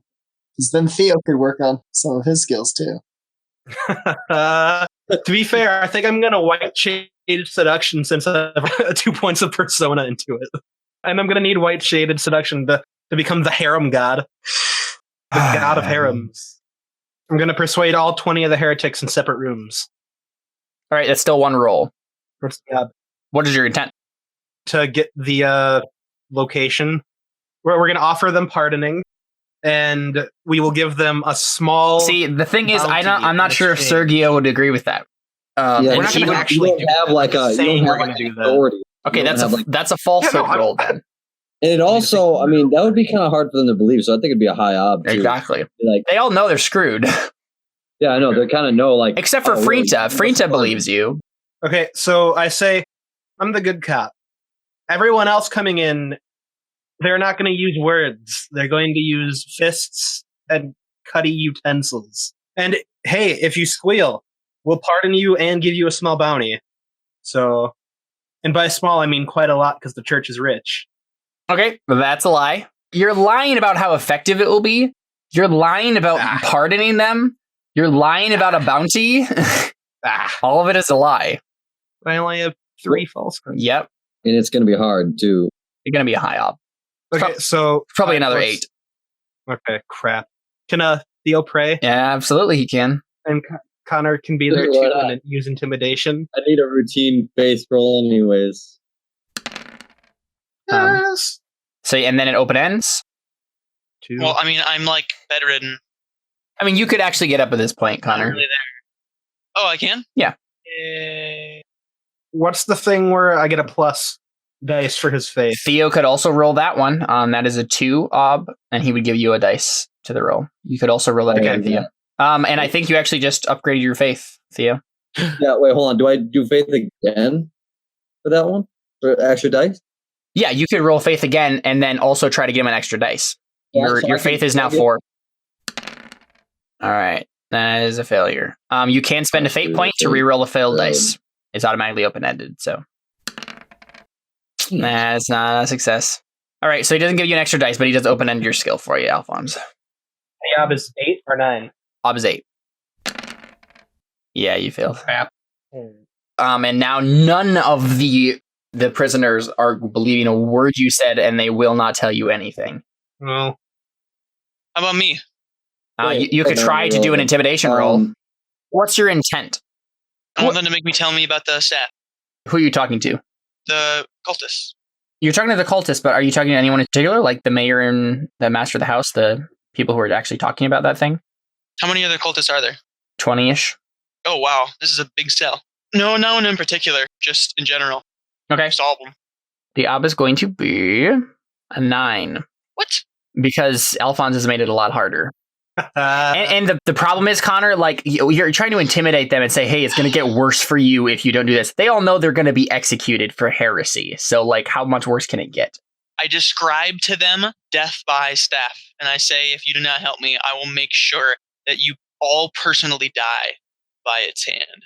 Okay, sure. Your staff has a hand too? Dang it, it must be Superman. Ob 8, then. So, yes. Failed.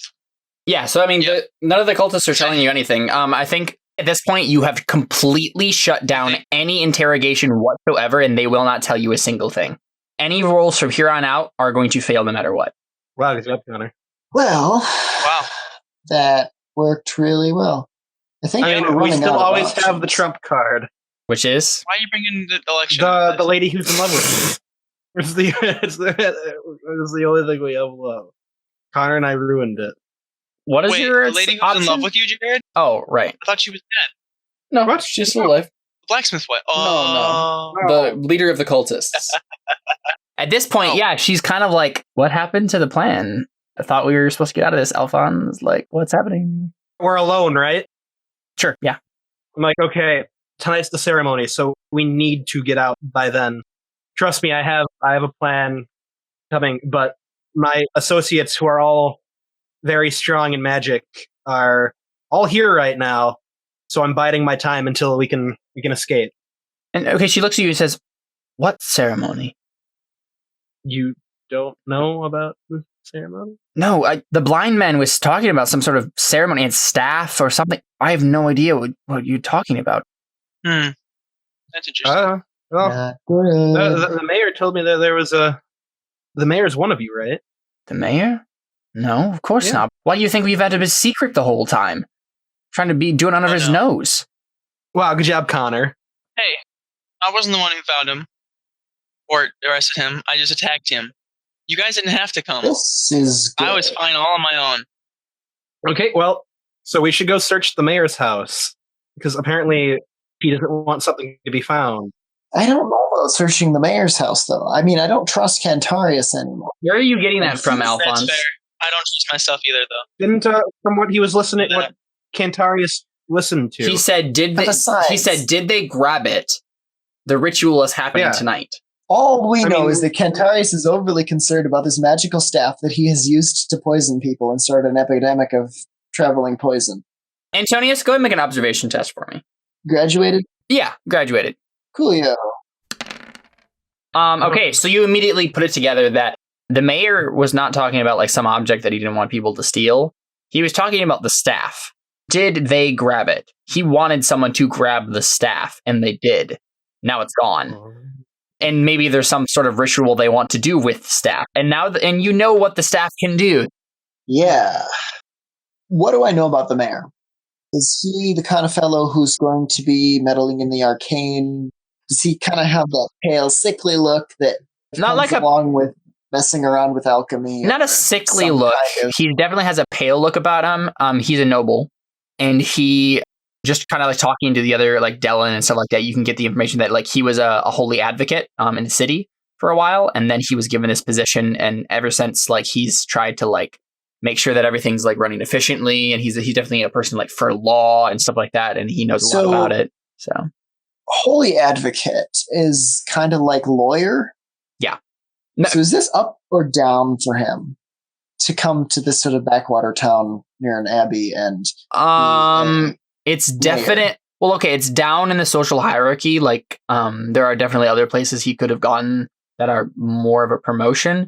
But does it look like maybe some higher up is tucking him safely away into the backwater country so he doesn't It's a possibility. I mean, you'd have to ask around to see like if anyone knew about it. Okay. Because honestly, here's someone being a holy advocate in the city and then ending up as mayor. That's kind of an important job, but this is a tiny little place. Mm-hmm. So maybe not as important as one would perceive initially. It definitely sounds like one of those jobs that nobles like to hang on to in their back pocket for tucking away useful but expired servants or people they just found too weird to hang out with. So it does definitely sound to me, to Antonius rather, and I'm going to share this with Alphonse and the rest of the crew, from what Cantarius has said, and the fact that we couldn't find the staff, somebody in the mayor's employ has their hands on Cantarius's staff. And there's definitely more going on with that staff than I realize. Where did you acquire it, Cantarius? Well, you see, when my son was very young, he made me it, actually. I taught him how to craft, and he made me a staff. And then I realized that he was a demon, and that he needed to die. And he ended up doing a lot of terrible things. And then later I realized the staff was completely and utterly indestructible. Oh, like father, like son. Wow. That's You actually say that? kind of messed up. Yeah. Yep. I actually say it. I need to get more fate. Brawling Cantarius. Brawling roll. But I always have the last word. Wait, what are you saying? Nah, I say like father, like son. He does Oh. a bunch of horrible things. Mm-hmm. I mean, I really can't blame you. At this point, Cantarius is like wallowing in self-judgment. Yeah. Thwarted by metagaming. It's Like always, okay. dude. Like always. Wait a minute. So there's actually a metagame going on as the GM tries to thwart the metagaming of the players. I see now. So we need to figure out ways to trick the GM into allowing us to metagame. And then we can metagame. When it's Caleb and I, it's just layers. Know what you just deep. said. Oh yeah, Metaception. oh definitely. Jared and I have had duel of wits happening like forever in RPG. What, it's been 8 years of RPG? Yeah. Honestly, we're Inquisitors, and the mayor's locked up for some reason, and his guards seemed willing enough to go along with it, so maybe he's not as universally liked as my initial impression was. Therefore, why don't we go ahead and ransack his estates and see what sort of useful stuff we can find. All right. That's a thing. That's a thing you could do. Being Inquisitors, you have some modicum of immunity. Yeah. Let's go ahead and take a short break, and then we'll come right back.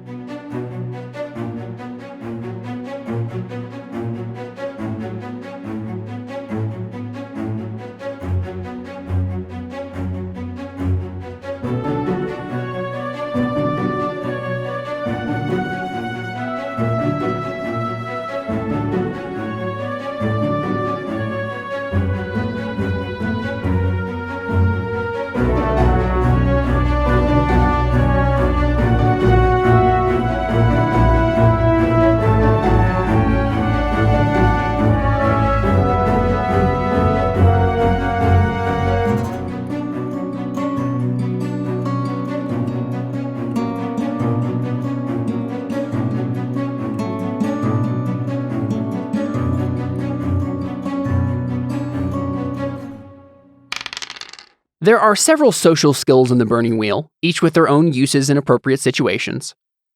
We'll briefly list some of them here for your benefit. Unless specified otherwise, the obstacle is usually the victim's will. Begging can elicit a few coins from the victim, 1 die of cash. It may also be used to replenish taxed resources. Advantage dice can be awarded to a convincing beggar. Characters with the conspicuous skill can make themselves noticed above all in a crowd or scene. Etiquette is proper courtly behavior. One cannot make requests of the court without knowing the appropriate social rituals. Obstacles change based on the type of lord or lady you are addressing. Falsehood, obviously, is barefaced lying. Inconspicuous is the ability to go unnoticed in a crowd. Instruction is also a social skill, though we've detailed that previously. Interrogation is the skill of gaining information from unwilling subjects. A successful interrogation means the victim has given up the information the players are looking for. Intimidation is the communication of threat. Oratory is the ability to rouse the masses with a stirring speech. It teaches how to project the voice and speaking techniques used to get a point across. The obstacle for oratory is the most common will exponent in the crowd. Persuasion is the art of convincing someone to act on your behalf because it is in their own self-interest. This skill often involves an exchange of agreements, something very different from falsehood or oratory. Those two skills tell someone what to do or believe, whereas using persuasion, one carefully crafts a suggestion for the victim to agree with. With luck, they'll think it was their idea in the first place. Seduction involves the extraction of information or the persuasion of action from a subject through the manipulation of sexual desire and intention. This does not necessarily entail actual sex. Suasion is the verbal art of the priest. It is used to enlighten the benighted. This skill allows a priest to convince others to act on his behalf because it is in the best interest of their immortal souls. It is a persuasion skill for the clergy. Lastly, ugly truth is the singular ability to strip a situation or argument to its bare naked core. Obstacles are based on the complexity of the truth. Let's get back to the action on Crow Inquisitors.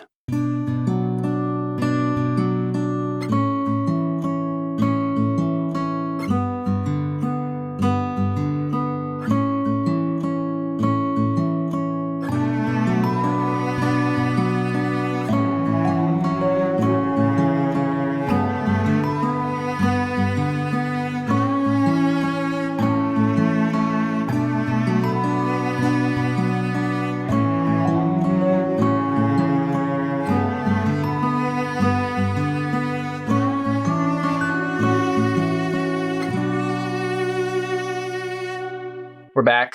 The burning wheel. I think we cut to the gate is open, but yeah, there is a locked door.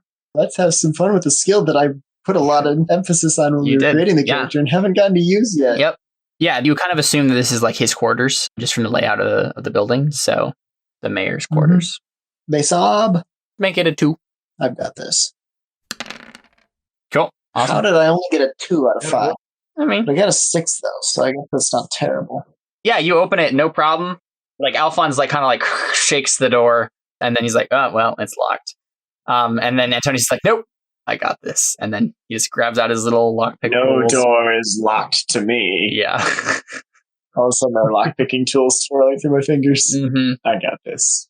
No, yeah. Okay, so this is actually really interesting. So from what you guys have seen of Antonius, he's like this big man who pounds on hammers and stuff like that. You see him handle these lockpicks so delicately. That's funny. I clap him on the back. I'm like, good job, Antonius. Glad to have you on the team. So you open up the mayor's quarters, and I mean, right away, it looks like there's a locked chest that might be of importance. How many locks are on the chest? 3? Just 1. Oh. It looks rather complicated, though. I think I might as well try to go and break into that one as well. All right. That's going to be an 4. Okay. 1 6. I might as well spend a fate since I have plenty, and I figure I'll get a few more. Might as well. Ugh, 1 success, but not enough. You just feel like there's just this one tiny little, like, one more turn that, like, you need to, but, like, it's just so, you have to finagle with so many things that, like, you just can't quite Skeleton get key, it. Maybe? Yeah. Skeleton key, so I can't actually bend my tools into the right shape. Mm-hmm. Multiple layers of shape that need to be created. Yeah, I mean, it's definitely like, it's definitely something like that. With more torque than I'd be able to put through with a typical tumbler lock. Yep. I would actually need to clone the key or clone the inside of the lock. Mm-hmm. And that would take time. With all combined power. That's the thing you could do. You could all try to like break open the lock. Powers combined. So whoever has the highest power. Yeah. I don't know if we want to necessarily. How much do we care about the mayor coming back and finding that stuff has been searched through? I mean, I certainly don't. At this point, I mean, he's arrested for heresy, so let's rip the lid off the chest. Yeah. So Antonius, I think my power's 3. Yeah, Antonius has the highest power, so 5. You just add 2 I like how this is going. Add 2 modifiers to it, Antonius. No one's gonna try anything else to boost it. Can I persuade him to do even better? No. They can only help you with 1 dice anyway, so. Oh, okay. Oh. What's our ob? Make it a 4. Awesome. Wow, that's a lot of 6s. So yeah, you just rip that thing off, man. You just rip it off. Like, you're just like, wait a second. And just like rip it off. It was the pin in the lock was a 2-piece thing. The lock pin was a 2-piece bracket and just ripped the weld. Cool. Awesome. Yeah, so you rip it open, and there's some, parchment inside, a small journal. Doesn't look like there's anything else besides that, though. I'm going to make a reading test to see if I can locate important information within it. Hang on, that was a routine power test, bummer. I'm going to try to see if I can find anything, specifically stuff that I would think of as arcane, anything that might associate with rituals or magic or that sort of thing. What do I do for my OB? Is it graduated? Go ahead and make it OB 5. OB 5. Yeah. Watch this not work. I mean, yes, you have a read of 1, so... It's a challenging test, though. Okay, so it's written in this weird, like, law language. Like, so, I mean, it's not a different language, but, like, the way he words things is just so alien to you. Like, you're used to, like, simple, like, clear, like, mercantile kind of language. And he's using this, like, really highfalutin, like, weird language, and you just don't understand what he's saying. Like, you just can't get it. I have a feeling that Alphonse might be better at it. I think I would give him an advantage dice because he's a noble. I mean, mine's only 1, but I'll try. Ooh, okay. Can I fork in noble wise as well? Absolutely. Okay. What about court gossip wise? No. This guy's on the court. Mm-mm. No. Does etiquette have anything to do with writing? No. Okay. What about bullcrap wise? Because I'm just BSing my way through it. Okay, so if your intent is to provide an answer that would satisfy them, but not necessarily an answer that is the true answer, then I would allow you to fork that in. But it's up to you. Okay. So you're giving me 1 because I'm a noble, though. So just 2 modifiers? Yep. Okay. And is the OB still 5? Yep.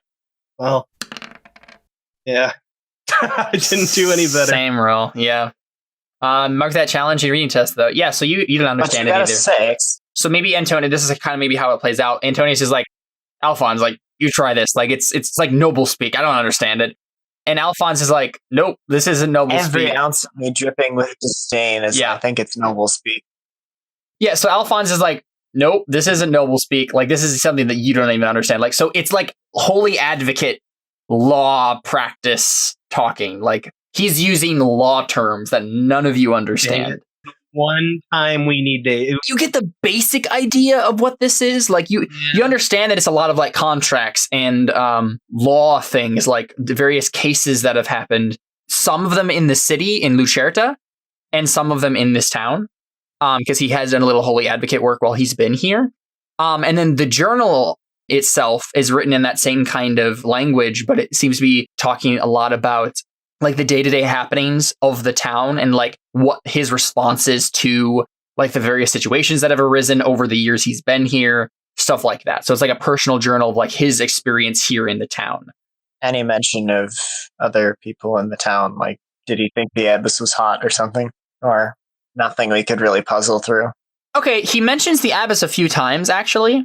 Around a year ago, given the dates in the book, he started like before in the journal, he had made mention of the abyss just in passing of like various things that would happen. Again, like the nuns weren't really a part of your everyday life. But then about a year ago, he started just kind of mentioning her oddly, like just like he'd just be like, and the abyss was doing this today when the abyss is like over in the nunnery, like by herself. And like it doesn't say any mention that he like went there and like saw her doing this stuff, but like it just kind of like mentions her weirdly like that, where like he somehow knew what she was doing. As if he's been keeping tabs on her. Yeah. And then around, 3 months ago, he did make mention of the fact that she had started preaching in the town in the square and all that stuff. There was no mention of like heresy. He didn't have a problem with it. And then about a week ago, there's an entry that seems to imply that they met, but doesn't go into specifics. They were working together on some project. Someone should look through the chest looking for hidden compartments or extra drawers or something that might have been So you can make an observation test for the whole room just to see if you find anything that you are missing. Okay. Yeah. So Alphonse can help. Who else in the party is with us? Cantarius is here. I think that Sergio and Dellen are probably still talking to the cultists, because I know something tells me neither of them would be particularly interested in ransacking they wouldn't. quarters. But I think what they're doing specifically probably is like talking to the cultists about their beliefs and stuff like that, because they're both interested in that. Mm-hmm. So figure out what exactly it is that makes them cultists. Mm-hmm. But yeah, Cantarius, do you have any skills and then, that would help? I don't believe so. You could listen to the floor as we walk around, and I think I have a better one: scavenging. I think you could help him with scavenging. Do I need to roll or? No, you just give him a dice. Ooh, Antonius, before you roll, right? I want to have a little man-to-man moment. So I look to him like, so I take it you don't like nobles, and then I get a sly grin. I'm like, you want to steal some of his stuff? Have we found anything particularly useful in the room? What do you mean by useful?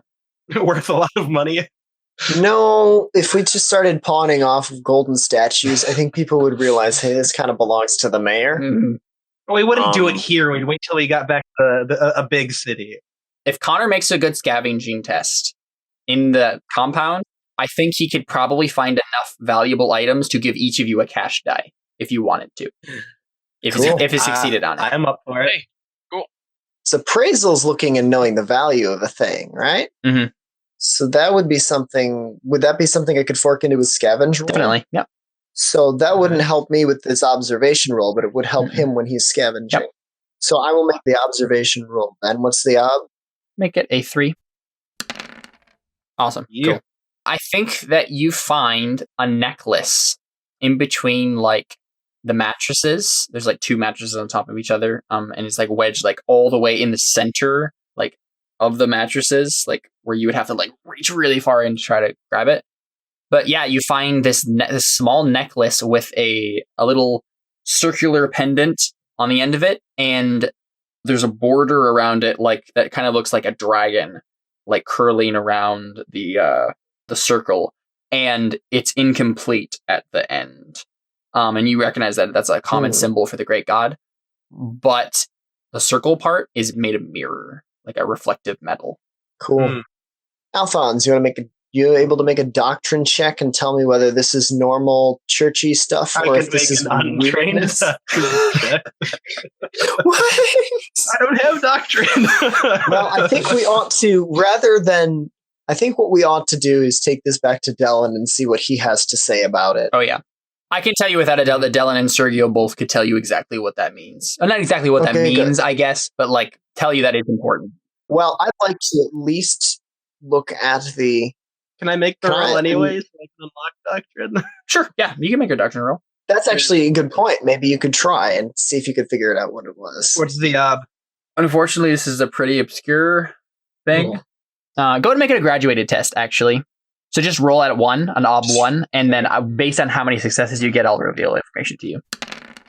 So you can re-roll that 6 if you'd like. Yeah, I'll roll that. Okay. Yeah. So yeah, I think, I mean, obviously you recognize the incomplete circle, but I think you don't know the significance of the mirror, or if there is any, but you do recognize the dragon. Dragons in general are the dragon blood's deities. Like, that's the only thing they are. There aren't like animal dragons. Like, that isn't a race, really. Any dragon is a god. And so you recognize that in some, and you, like, I think we have like a quick flashback to like one of Alphonse's like doctrine lessons as a kid. And he's not paying attention at all, like just fumbling around. You're probably checking out some of the priestesses in training. Right, yeah. Right. But I think you kind of like one of the girls kind of like slaps your hand. She's like, ew, like get away from me kind of thing. And you kind of like, oh, you kind of like go like this, and then you just like look up and actually pay attention for a couple of seconds. And you hear like the priest who's kind of explaining things to you say, a dragon is usually a symbol of the dragon blood deities, but it has also been commonly used just as a symbolic representation of the devil in some of the ancient Taconi texts. Delightful. Ooh. Didn't they say something about a mirror last time? They did. In the tower? Do I remember what they said? Do any of us remember what they said? Okay, so the problem is, Alphonse, you were trying to comfort the abbess. Cantarius was focused on what he heard, and what he heard was Maddie died, and the whole family died, and he left. So I don't think either of you I got run over by nuns. Exactly. Yeah. Alphonse, I will let you make a perception test to see if you remember, and I think it'll be a 2. Never. Cool. All right. Yeah, you remember that they were talking about Sergio brought up some like really obscure piece of Tekoni, and so the idea of this one god who's like over all the others came from this Tekoni cult, and the Tekoni are Japanese culture people live on these islands in the bay off the coast of Saran, and so Sergio was talking about how in one of the ancient Tekoni texts that kind of spawned the idea of this great god. There is talk of an artifact in the mythology called the Smoking Mirror, and it was the unknown god, as it's called in Tekoni. The great god is called in Tekoni. Looked in that mirror to discover the mysteries of the universe, and it was a mirror, so he was discovering the mystery of the universe by looking inside himself. And the mirror also emitted this toxic green smoke that killed anyone but the unknown god who got near it. So it's like this artifact in this ancient thing. And you remember just off the top of your head that Sergio was talking about how like there's some translations, like they weren't quite sure whether or not the green color of the smoke was literal green or like some metaphor for something. And then, oh gosh, Alphonse puts it all together. He's like, oh, the ceremony has to do with the staff because the staff emits green smoke. And the mayor is part of it all along. Antonius sits there and scratches his head and says, what does that have to do? Staff emits green smoke. How does that incriminate the mayor? Because on this amulet. Wanted the staff, and the staff in the mirror is the green smoke. Mirror coincidence? I think not. Okay. First off, you're holding a shiny amulet, so maybe that's what you mean by mirror, but I have no idea where you connected mirror and green smoke. Can you because that's what it said in the doctrine. I inform him about what Delin and Sergio said, and I'm like, oh, they said that, so it's not me just making crap up. Okay. You sure it's not you just making it up and claiming that they said it so that I just... Never mind. Okay. The connection between mirror and this amulet thing is kind of tenuous. Can I do an appraisal check to figure out what this thing is? What the pendant is? Well, what's it made of, and maybe where was it made? And okay, so make a graduated appraisal. Oh, I like the odds already. Okay, I'm going to fork in materials wise because I want to know, knowing what it's made of will help me determine where it might be from.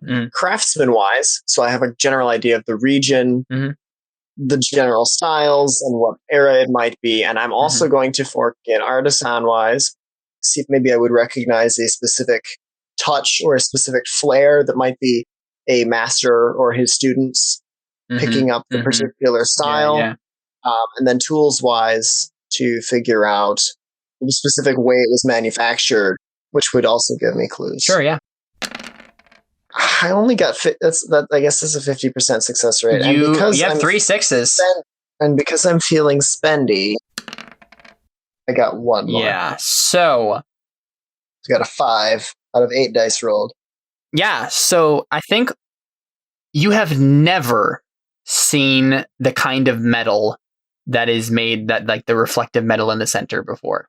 It is not a thing that exists anywhere that you've ever seen. You have never seen something like this. It is some material that you do not recognize. It is weird. Smack of any normal alloy. Yeah, it's weird. Like it's.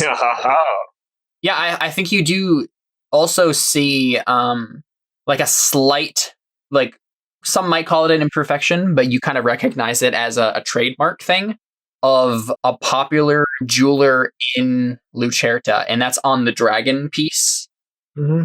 So, and this guy, like this is a craftsman that you used to talk to. Could I do a circles roll to say that he did some of the jewelry embedding and the more artistic, ornate stuff I worked with? You can just say that. You don't have to roll circles. You're fine. Yeah. Sweet. So this guy and I collaborated on a couple of things for important nobility people. The rest of the metal is just normal. It's like silver on the outside. So very burnt, very polished silver. Yep. And yeah, other than that, I mean, the chain is normal. There's nothing odd about that. It's the mirror that is just boggles your mind. Okay. Cool. So I think it reminds you of Cantarius's staff, but in a weird sort of ethereal, yeah, beyond my comprehension. Maybe I just have such a big ego about my understanding of stuff that this is again something. It obviously must be magical. Exactly. I feel like you want to try burning it. No. We still don't really have a good clue as to what this means.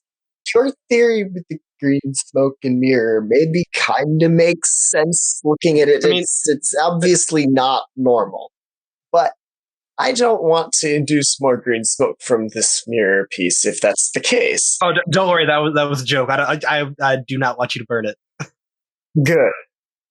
But at the very least, it's worth a good chunk of cash. And if you find the right researcher to buy it, this will be worth 80 times as much as trying to sell it to a noble. No offense, but you guys have no idea how to appraise. Literally, though, they don't. So I'm like, okay, I think it's too much of a coincidence that the mayor we arrested for heresy has a heretical item that just happens to refer to green smoke and demons. And his staff amidst green smoke and was apparently created by a demon. And he also really wants part of the same secret society then. Yeah. Right? That are trying to take over the world. I don't know about that, but they obviously want to use the staff to make green smoke. And there's a ceremony tonight, so we should probably get the let out after we steal all the valiant stuff. Okay. I don't necessarily believe Alphonse at this point. My comment on secret societies was completely just like, and you believe in aliens too, don't you? Okay, so I think this is the point where a hawk swoops in through the open window, not in the chambers, obviously. Speed test to avoid whatever it's trying to do. They're not like. Okay, so like a hawk like swoops in, so you kind of like just see this from your peripheral, like outside in the hallway, like from where you came from, like you're in the mayor's quarters right now. The hawk kind of like swoops in, lands on the floor, like kind of like looks around, sees you all, and then flaps its wings and comes right towards Antonius. Want to get out of the way. All right. That's good. Can I fork in materials-wise to know what the hawk is made out of? No. Can I seduce the hawk? Oh my goodness. What's the it's gonna be a pose. Seducing the hawk? Oh, it's gonna be a pose? Yeah. Okay. I think it's a great idea, Jared. 4v4. We both have 1-6. The hawk doesn't have a fate point though, so or I guess it's a falcon. But I'm defending, so I win anyway, right? Yes, that's true. Yep. You dodge out of the way, and the falcon like lands on the bed, like picks at the blanket for a second, and then kind of like screeches and looks at you again, flaps its wings. You notice that the falcon is looking right at the pendant you're holding in your hand. It's a falcon, so sharp talons and sharp beak, and it's after the thing I'm holding in my hand. I'm not sure. I'm going to close my hand around the object so I can't see it. And does it look trained? Oh yeah, definitely. Based on my prior observation, it definitely looks like it's a trained bird. Mm-hmm. String dangling from its ankle or something to for the. Yeah, like there's like a leather strap on its ankle, like a small leather strap. Okay. Did we see falconry stuff like this mayor was into falconry, or is this sort of a? I think there was like some sort of like post or something where like a falcon could land. There's some sort of like falconry like roost, like but it's a very small one, and you recognize now that like it was kind of a common thing in the town. Not like everyone, but like anyone who was like pretty important usually had like a roost, and you know, falconry is a pretty common sport and a way of getting messages around in Saran. So this is probably a messenger of some sort. Then I would recognize from just being Serrano. Mm-hmm. Does it have a message tied to it at all? Mm-mm. So it does seem to be after the thing I'm holding. Then I'm thinking that I don't want to get close to it. Hey, Alphonse, did you throw a blanket over the thing? I don't like the way it's eyeing the thing I've got in my hand. Oh man. Yeah, I try to like wrap it in the blanket. All right, agility. What's the It's gonna be against its agility. what's its agility? 5. It's 3. No. It's against the 3. Crap. You failed. You have the 1/6 though. I mean, well, but a tie goes to the defender anyway. You'd need to roll a 6 with that one, and then Crap. Yeah. Yeah. Yeah. So I think it just flies out the window at that point. Follow it. Do you want to make an observation test to see where it's going? Yes. Yeah. Do it. I'm assuming I'm forking in at least one. Cantarius, can you listen for this bird? That is a very strange request, but I can do Base obstacle to get an idea of where it's going. Get an idea of where it's going. 3. I'm liking these odds. But then I've never been to Vegas. So. Oh no. Yeah. that. That is a So good line.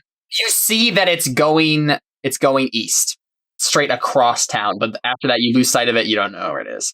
Interesting. So you want to ransack the mayor's house Yes. for loot? I don't know that we'd want to do the entire mansion.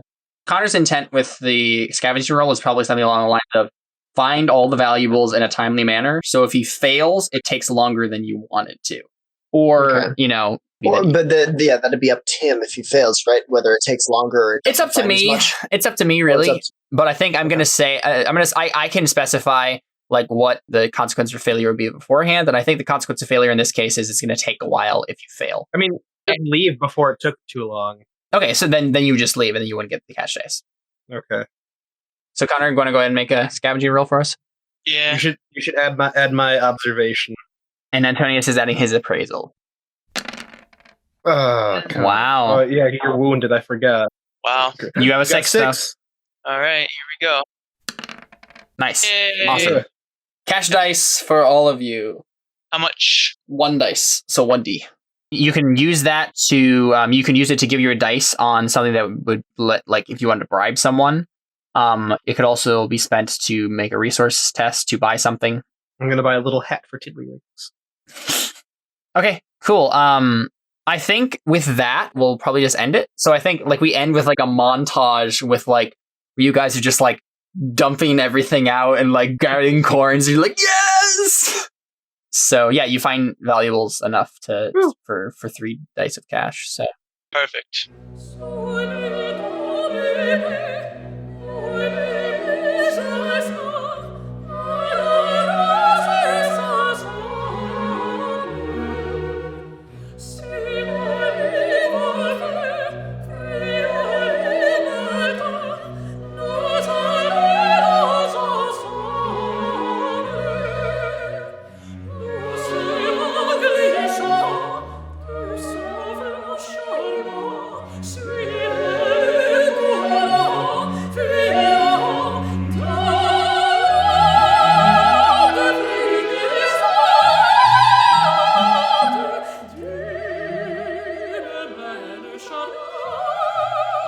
So let's go ahead and hand out some fate. So Alphonse, I'm just as good at Ellen, and I'll prove it by using my skills to outshine him. I think I succeeded. did you? Yeah. How? How did you outshine him? By failing to interrogate all of the cultists? No. At the beginning, when he tried to do his suasion roll or whatever, and I just butted in front of him, and I was just like, "Yeah, jazz hands." Okay. Yes. I'm willing to give that to you as long as you change the belief. I'm going to. Okay. Yeah. Yep, that's fine then. My harem is my new belief. I want to end the papacy, so I'll find some way to gain advantage using the heretics. I attempted to do you that. can get fate for it. I'm going to reevaluate myself, and I'll start by doing something good. I did the thing with Theo. Great. Persona then. Oh, okay. I always entertain myself. Didn't do that. Not really. I always have alcohol. You've never had alcohol in this entire thing. You might want to rewrite that. I can just rewrite instincts whenever. Same with beliefs. Oh, okay. It's just trait. Always It's just the traits. last That word. can't- I did that with Connor, but he It didn't really do get you into anything trouble. about Yeah. it. Yeah. Rebel rouser, no. Drunk, no.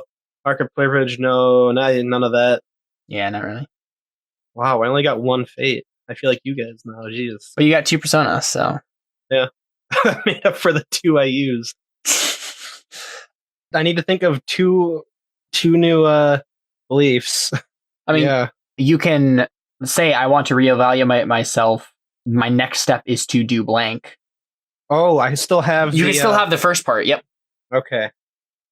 Okay, I want to reevaluate myself, and next I'll defeat the heretics. Okay. I need, well, this is the thing. You've already defeated the heretics. Stop the ceremony then? Yeah. Next, I'll stop. I mean, the we ceremony. didn't defeat all. I meant like all of them. You can do either one. Defeat the heretics / stop the ceremony. So then I'll get 2 personas. No. How about I want to reevaluate myself, and next I'll finish defeating the heretics. But yeah, either way it works. Okay. I need one more. Oh, you can make a belief about becoming a follower of Nirani. I want to use the gods, and I'll start by getting to know Nirani. What are the conditions where that will be completed? When she gaining Nirani's trust. Is that? Yeah. Yep. That's much Okay. better. I want to use the gods, and I'll start by gaining Nirani's trust. How do you spell Nirani? Nerani. Instincts. So what has been something that has been Alphonse's like knee-jerk reaction to something? Always outshine Dellen. Always try to outshine Dellen. That's a good instinct. There we go. Then that won't have to be a belief. Yep. Cantarius, what do you got there? Probably not too much. I was literally unconscious for almost the entire game. I definitely got stuff for the first one. I was spared for a reason. I'll administer my own justice, even to myself. Take Persona for that. Persona, cool. Yep. You should also rewrite that, though, because you have administered justice to yourself at this point. Oh, okay. So I would rewrite that. You can say I was spared for a reason. I will administer my own justice, but I would rewrite what the specifics of that is going to mean for the next thing that's going to happen. So. All right. So then the staff is the key to figuring out what happened to my son. If I break it, maybe the boundaries of my son's soul can be broken as well. Can I get faith for that? Just because the entire story is now around my staff, because you made it emit smoke for throwing it into. Do you want to rewrite the belief? The staff is the key to figuring out what happened to my son. I will find a way to get it back. Okay. Because you don't have it anymore, so you can't break it. But you can take fate for that. Yeah. All right. I'll always do what's right, no matter what anyone thinks. I'll make sure that there's no needless death. You tried, so take fate with the doctor stuff. That's true. If there's a confrontation, I'll make sure the leader decides what to do. Did it really get you into trouble? There wasn't a leader for anything I was involved in, so I'm always inventing something and never harm a child. Yeah, no, that got you into trouble. So. All right, so 2 fate, 1 persona. Cool. Antonius? So, beliefs. I want to get my life back, so I will do something to further the mission. In this case, I'd like to put in there, learn more about the mayor. Sure, and then you can get persona for it. Yep. Oh, cool. So maybe then I would say that my next goal then is going to be to catch the remaining heretics. Mm-hmm. I blame Cantarius for Maddie's death and want him to be punished. Therefore, I will find an excuse to get him into trouble. I didn't really this time. No. I mean, there wasn't much opportunity. There wasn't much of an opportunity to have a big dramatic confrontation about it either. That's true. I don't want to be a horrible person, therefore I will rein in the bloodthirsty impulses of the other members of the party. People weren't pretty bloodthirsty this time, so... Yeah. If they had asked for some kind of rack out of the blacksmith shop, I may have had something to say about that, but then, I don't know. Instincts, if I see something broken, I must fix it. I don't know that I necessarily did that this time. No, not really. I always believe I'm right, and I always have a knife on me. Don't know if either one of those got me into trouble this time. Don't necessarily see anything on here that would have gotten me into trouble. Since August died, he's no longer in my circles. Yeah, he's no longer in your circles. He's in the great circle in the sky. You mean the incomplete circle? The great incomplete circle in the sky, yeah. Because it's waiting for all of us to come join it. And then we will complete it. Yeah. All right, cool. Well, that's episode 7. That was fun. Thank you guys very much for watching. Thank you, all 3 of you, and the other people who are here for playing. Can't wait for next week. It's going to be a great time. All right. Adios. That was episode 8 of Crow Inquisitors. Look out for bonus content during the week as well, such as original fiction, music, and other extras to tide you over until we return to the campaign proper. I hope you enjoyed the story so far. Thanks for listening, and we'll see you next time for another episode.